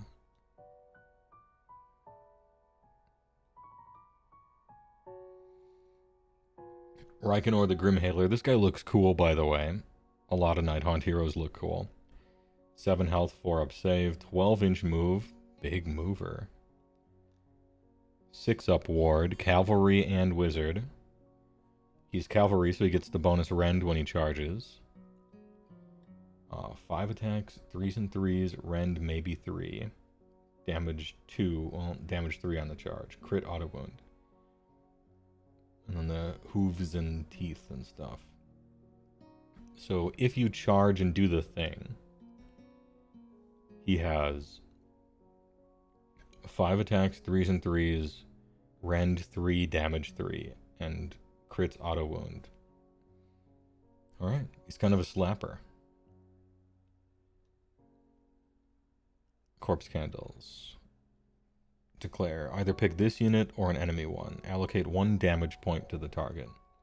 If you picked an enemy, add 1 to casting rolls. If you pick this unit, add 1 to casting rolls and add 1 to his power level. So he becomes a double caster if you damage himself. Cool. 12 inches is down from 14, yeah. I've seen in general a slight downtick in movement speeds. Just a little bit here and there. Yeah, or a double unbindy. Or a 1 of each, right? Your hero Faze, 7. Enemy within 12, inflict D3 mortal damage. If any models are slain, inflict an additional D3 mortal damage. Nice. I like this spell. I remember this one. This is a fun spell. As long as you're fighting 1 or 2 wound... sorry. As long as you're fighting 1 or 2 health enemies, it's like 2d3 dam. That's sick. Good spell. Grim Justice. Add 1 to hit rolls and wound rolls for attacks made with this unit's Fell Reaper if the target is a priest or a wizard. Priests and wizards hate him. Find this one passive trick. Dude, Reikenor is looking kind of cool. I like this guy. He has a highly good weapon. A funny ability. A good spell. A randomly decent passive. Counts as cavalry. Ward 6. Hey, alright. And he looks cool. Dreadblood Heroes. 3 health, 12 move, 4 up save. This guy's essentially like a mini Reikenor, right? Curse of Loyalty. If this unit charged, add 3 to the control scores of friendly Nighthaunt units, so they're wholly within 12 of this unit. Okay. Including itself. Phantasmal Discorporation. It's a 2-man unit now? Okay. Yeah, it used to be a 1 guy. Remove this unit from the battlefield. Yeah, it still has teleport. Okay. Ward 6. Okay, so it's a 2-man unit. Double mini Reikenors. They boost control scores when they charge and they can teleport, huh? And kind of importantly, any movement phase. Any movement phase teleport, huh? Kinda nice with it.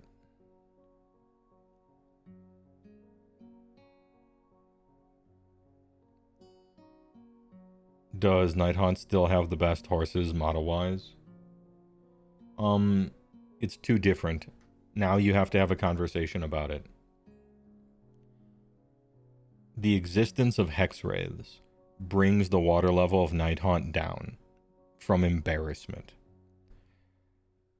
The good horse models in Nighthaunt are really cool. Some of them are even very, very cool. But Slaves to Darkness, to me, crushes it. The new Cities of Sigmar, like Hero Guy, kind of crushes it. There's some really cool horses now. But their styles are pretty different, obviously, so it's hard to compare. Slave's always winning. Frank was at a Nurgle horse. Yeah, that shit's sick.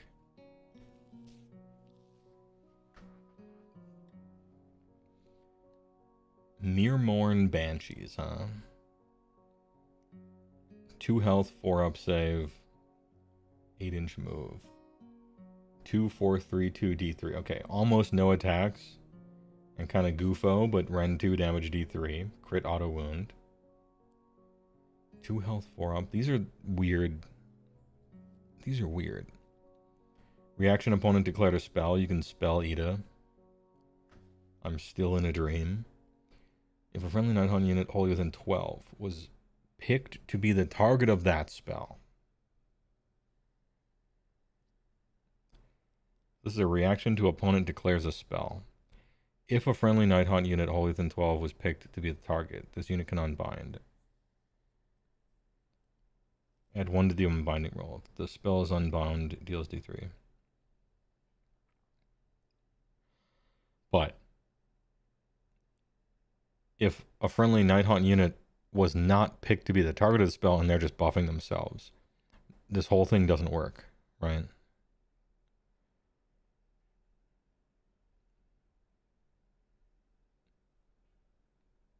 So, Alright. I don't know if I like these or not.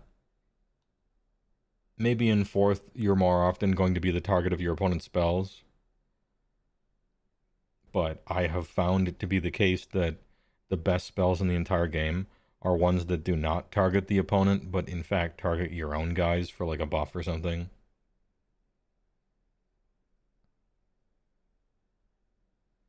I don't know. I don't know if I like them. We'll have to see how things shake out.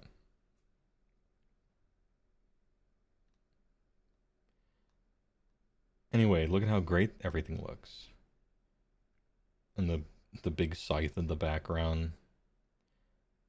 How far back do I have to look to find a Hex Wraith? They're just not even on the page. Yeah, they should retire those. These dudes, they all look sick. Anyway, looks great. Oh, Jimbo, what do you say? The army has a lot of access to debuff abilities, which can severely neuter their enemies' combat prowess, like Dread Scythe Harridans, who lower wound rolls against them when charging into the fray. This keeps their somewhat fragile units intact and charging often, something the army wants to do at every opportunity.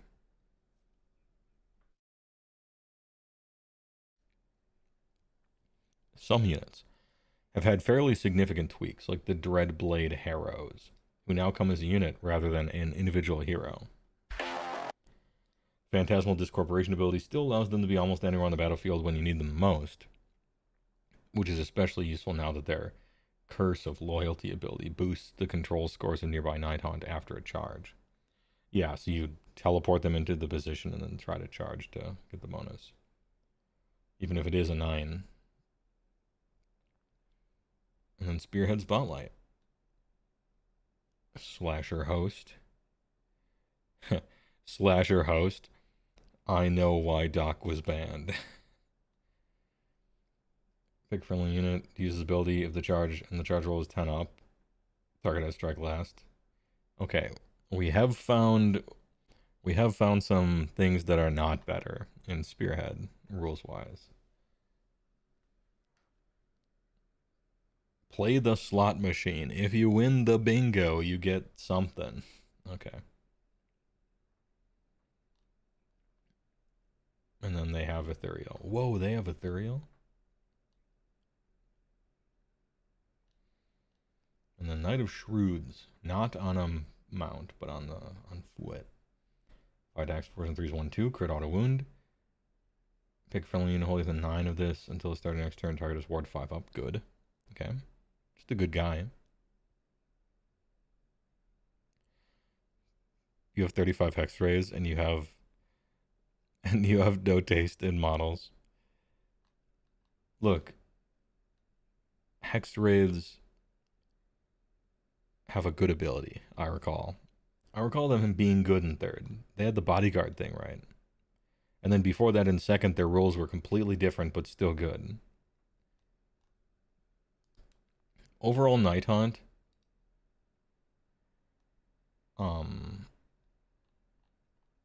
I'm going to give him a 5 out of 7. This is looking good, actually.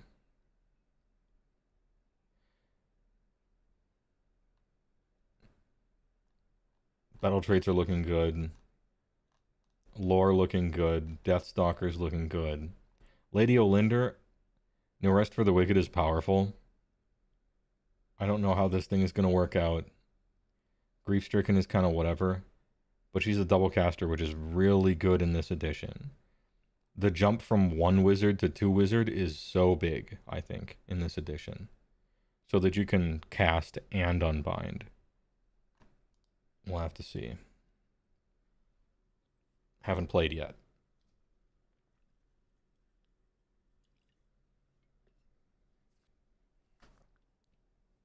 Yeah, unbinds will be a lot rarer for sure. You touched on this a bit ago. Nighthaunt, Slaanesh getting changes, but nothing sticking. Which armies do you think need the biggest help, less from a balance perspective, but from a varied and fun rules perspective? Cruel Boys. I almost said Fire Slayers, but I don't. I think Fire Slayers is close. They're closer than I think. What are the worst? Slaanesh to me is the worst in the whole game. I think Slaanesh is the farthest from fun of any army. And the farthest from the flavor, and just weird. They never got it right, I don't think. So Slaanesh is number 1. After that, Cruel Boys probably. They got an idea, it's just the follow-through is support on it.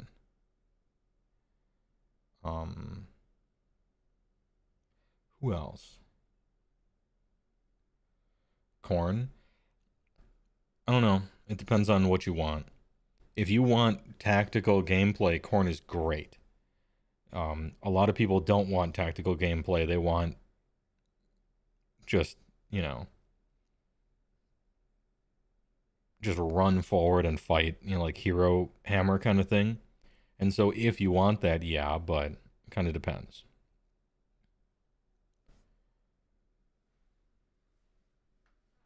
And it's had this tactical kind of gameplay thing for the entire lifetime of all of AoS. It seems like they really do want Khorne the God to be kind of a tactical war god.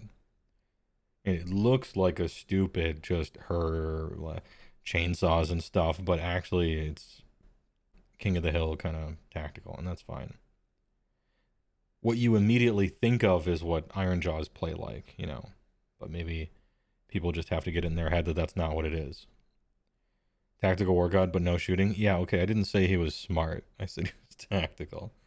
No shooting, the best thing to ever be doing in all of history. All right. Superior range. No magic for no reason. Anyway, yeah, I would say Slaanesh is number 1 for me, for sure. After that, Cruel Boys, probably. The 1-2 punch. Tzeentch is probably 3rd. Tzeentch is up there. Maybe they could make Behemoth a little more interesting. Yeah, Behemoth needs a lot. Sons of Behemoth needs a lot of work, I think.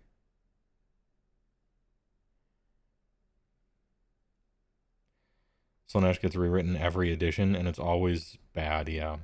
Not bad like... Slaanesh has been way too strong and way too weak. They're flopping all over the place. We're not talking about power level. It's just like Slaanesh is always like weird, doesn't fit the flavor very well, kind of all over the place, just a miss, and a lot of times not really that fun. However you want to define that. I know it's kind of tricky too. Yeah, Slaanesh for sure. Cruel Boys, Tzeentch. Nighthaunt, I would have said before reading this, which is a little tighter than it used to be. Mega Gargants, maybe. Yeah, that's an interesting thing to think about and talk through. Lumineth, I would have said so as well. I thought Lumineth was just off on most of their rules. Not weak, not even not fun, just Lumineth was I mostly didn't agree with how any of it worked out. I'm like, that doesn't seem right. Doesn't seem that fun.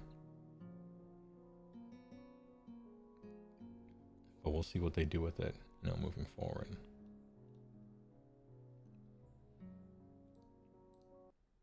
I'm gonna get another drink. I wonder if I'm getting sick or something. I got the thirsts. BRB before we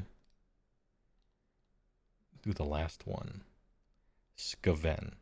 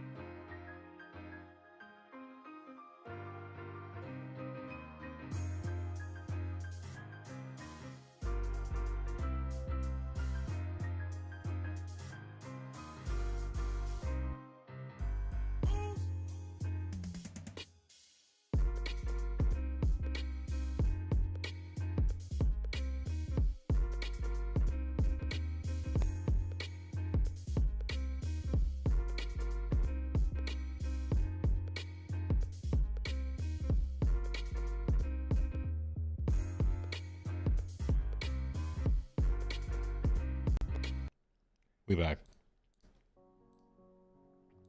Ahem. What do you mean by tactical with Corn? Like managing your bubbles for buffs and stuff? Yeah, that. And also, out of phase movement. Out of phase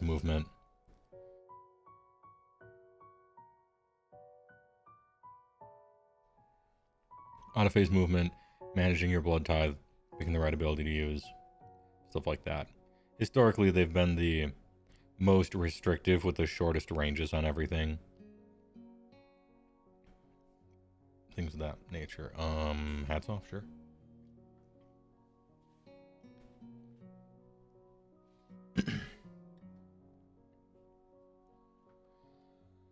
Alright, Skaven Faction Focus. We read this last time.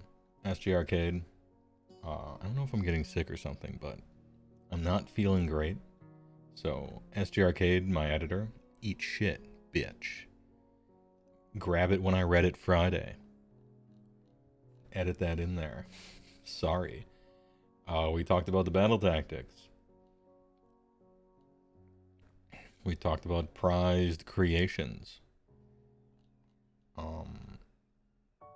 We did not talk about Summon Lightning Vortex.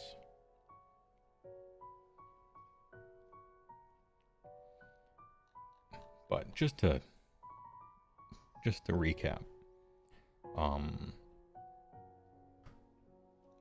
Deep Strike on a Gnaw Hole's good. Gnaw Holes that you can place later and essentially Deep Strike the Gnaw Hole so it doesn't have to be near a board edge. Good. They keep coming back even if your opponent kills them. Good. Too quick to hit. I don't know if that matters too much. There isn't a lot of retreating in this game. Gnaw Hole Ambush. You can still do the teleport between them thing. Good. And finally, always 3 claw steps ahead. Great. Great. Pick a friendly non-monster Skaven, and it can just use a normal move in the enemy hero phase. Great. Battle traits. Good soup. I'll ignore your mean words, he says. Good. Yeah, the stream crashed too quick. Flesh Meld Menagerie. This is a battle formation.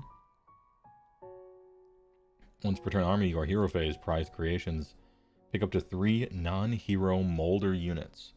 Roll die for each target and apply the corresponding effect. They hurt themselves. Add 1 attacks characteristic of melee weapons. Good. Or, in addition to the effect of the rabbit infusion, look at that. If you roll high, it's better. Let's go. You also have a ward of 5 up. Shit. Okay. Nice. Okay. It is possible you just hurt yourself or explode. But +1 attacks characteristic on average, and sometimes also a ward of 5 up. Big. Hey, if you're trying to play Molder, please enjoy. Simply roll a 5 up, right? Summon Warp Lightning Vortex. Cast on a 7. Set up the first part of the Warp Lightning Vortex within 18 of the caster. Big range. Then the second 7 exactly from that. And then the other 7 exactly from that to form a triangle. And it has to be exactly 7 for each. So if you can't set it up, you can't set it up, I think. This might be annoying to set up where you want it to be.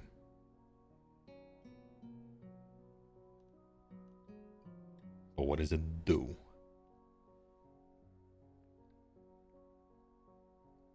Warp Lightning Vortex.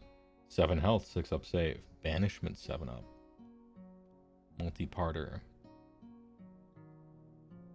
If this manifestation was not set up this turn, pick each enemy unit within 6 of it. On a 4 up, it does D3. Okay, so it can't be on the turn it was set up. But it does do D3 mortals to stuff near it. Okay.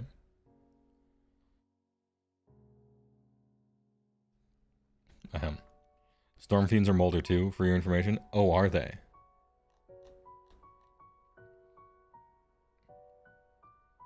This just got a lot better. This just got a lot better with Storm Fiend having double keywords, because I know they're Scryer too. Very nice. And then Warp Vortex. Subtract 2 from run rolls and charge rolls for enemies while they're within 6.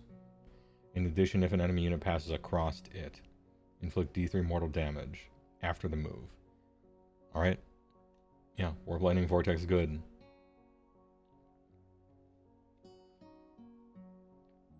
Lord Screech Vermin Kang. 13 health, 4 up. We have seen this before, I think, because they put it on the screen for the one thing.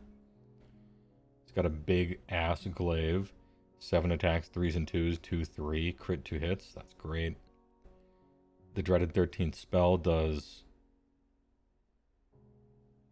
3 damage. Maybe 4. 4 damage, probably. And then you bring some clan rats back. If you have them nearby, which you probably will. Has a 5 up ward, you love to see it. Only Wizard 1 though, has every keyword. 5 up ward, 4 up save, 13 health. Once per turn army, any combat phase. Once per turn army, any combat phase. So, pick an enemy infantry on a 3 up, cannot use commands, and subtract an amount equal to the roll from its control score. Ooh, big roar.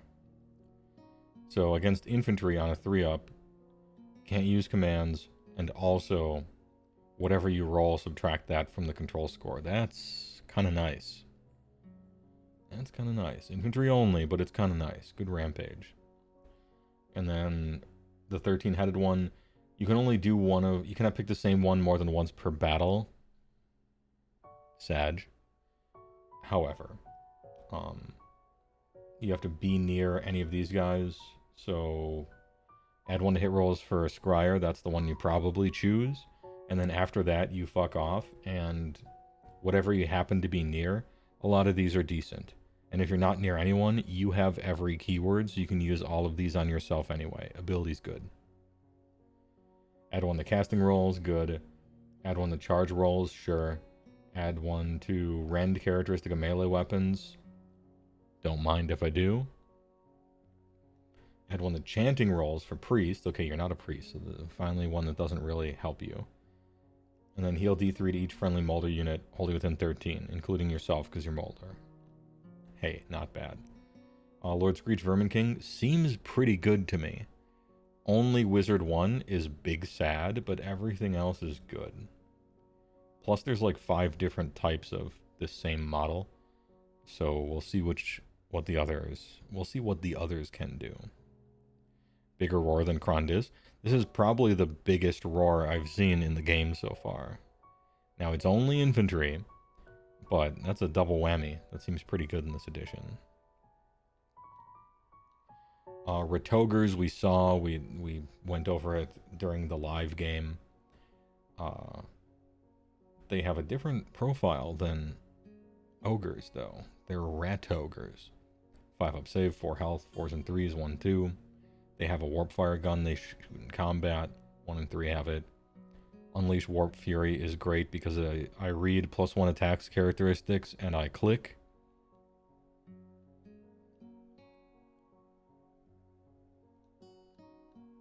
Anyway, they're good. They count as Molder. You love to see it. They can potentially be at 7 attacks, I guess, right?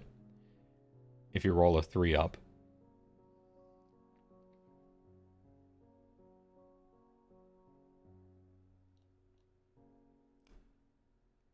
Big Skaven army list possible. Warp Lightning Cannon. Ooh. One of my favorites. 8 health, 4 up save. 2 control score, 3-inch move. It's truly artillery. It is not fast. 20-inch range, 2d6 attacks, 4 up to hit. Wound, rend, damage, see below. Don't need to read this one here. Don't need to read that. Each attack made with this weapon in a single phase must target the same enemy unit. Each hit inflicts 1 mortal damage, and the attack sequence ends. Sure, okay. 7 attacks, so it does like 3 or 4 mortal damage at 20-inch range. That's good.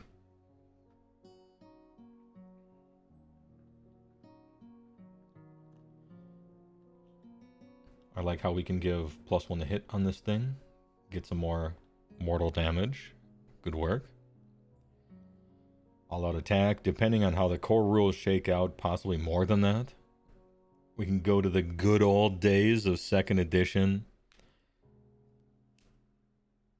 where you get like +2 to something, and then you have a higher chance of proccing crits.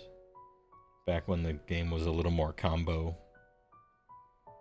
More Warp Lightning. Ah yes, once per turn army. Your shooting phase. These units within the combat range of a square hero. Add 6 to the attack characteristic of Warp Lightning Blast for the rest of the turn. In other words, add 3 to the mortal wound number that it's going to do, ish. However, for each unmodified hit roll of 1, you take D3 mortal damage. That's a lot. That's too much. If you more this thing twice, it kills itself. Alright. Damn, the other risky you blow yourself up stuff for Skaven was so far like you should always do it and it's fun. This is truly suicidal. Yeah, the YOLO blaster. I guess you're gonna do a shitload of mortal wounds, so you'll make that choice. It's a very Skaven thing. I might be a little hesitant, right? But this is a Skaven thing. First of all, as a Skaven player, first of all, just don't roll 1s. Second, if you do, I mean, you still do the damage before you blow up. I mean, they technically blow up before you do, even if it's only a fraction of a second. You still get your shots. Plenty more rats where those came from, right? I like it. It's peak Skaven. It's profligacy. A gnaw hole. like that famous Nine Inch Nails song. Health 6, 4 up save, you can kill them. But if you kill them, they keep coming back, which I think is cool. Models can pass through this, but cannot be set up on or immune on it, okay? And if you do, you take mortal damage. Got it. The Endless Vermintide for a command point. Is this where we get back half of a unit? It is. Tunnels through reality. Big friendly Skaven.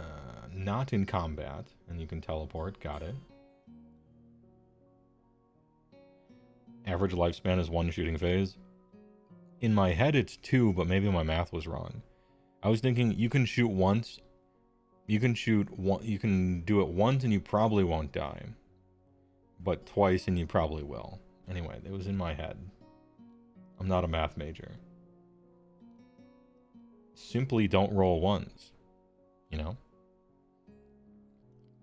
Once and you might not die. You have to roll to hit to see if you can throw the grenade down the hole properly. Yeah, that's true for the bug infestation. Get those nests. And it's more complicated if you use the grenades that explode when they hit something. You think those are cool, but then it's harder to do the bug holes. You can heal the cannon with Rally. And you will be. We found a good target for that one. Gnaw Feast Claw Pack, the Lurking Vermintide.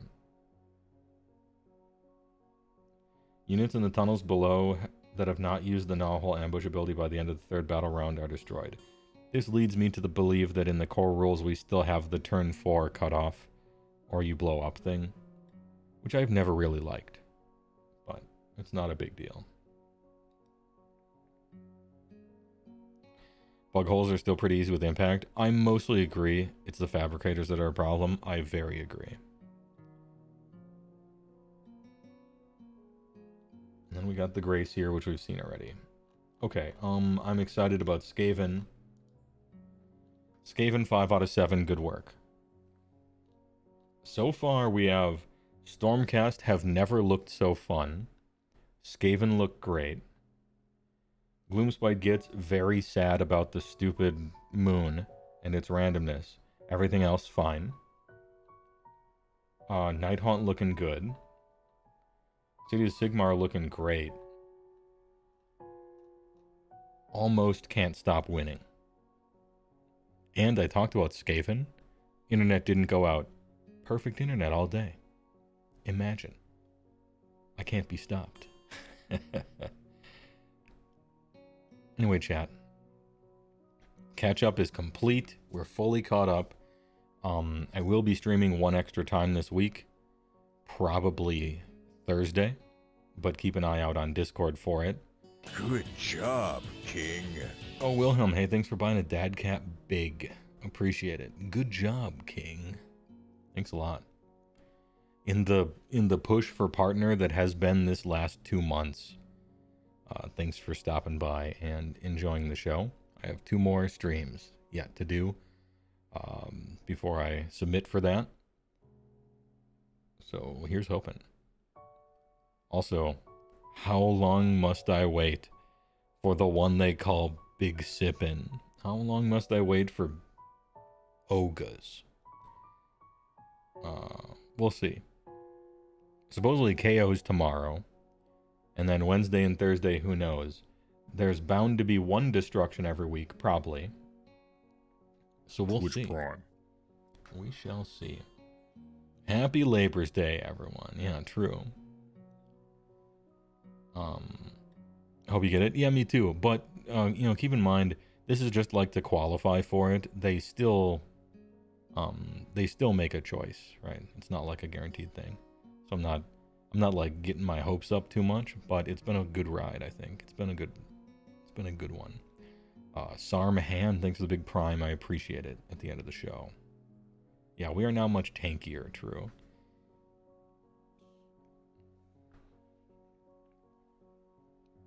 Please enjoy my new outro. And I'll see you guys later this week.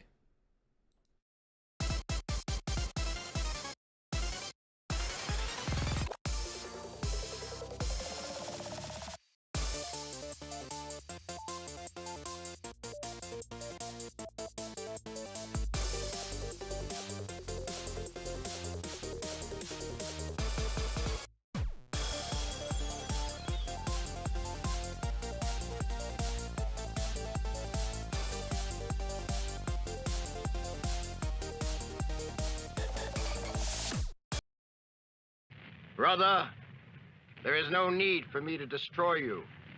Surrender. Surrender your world. You always did need an audience, you sap.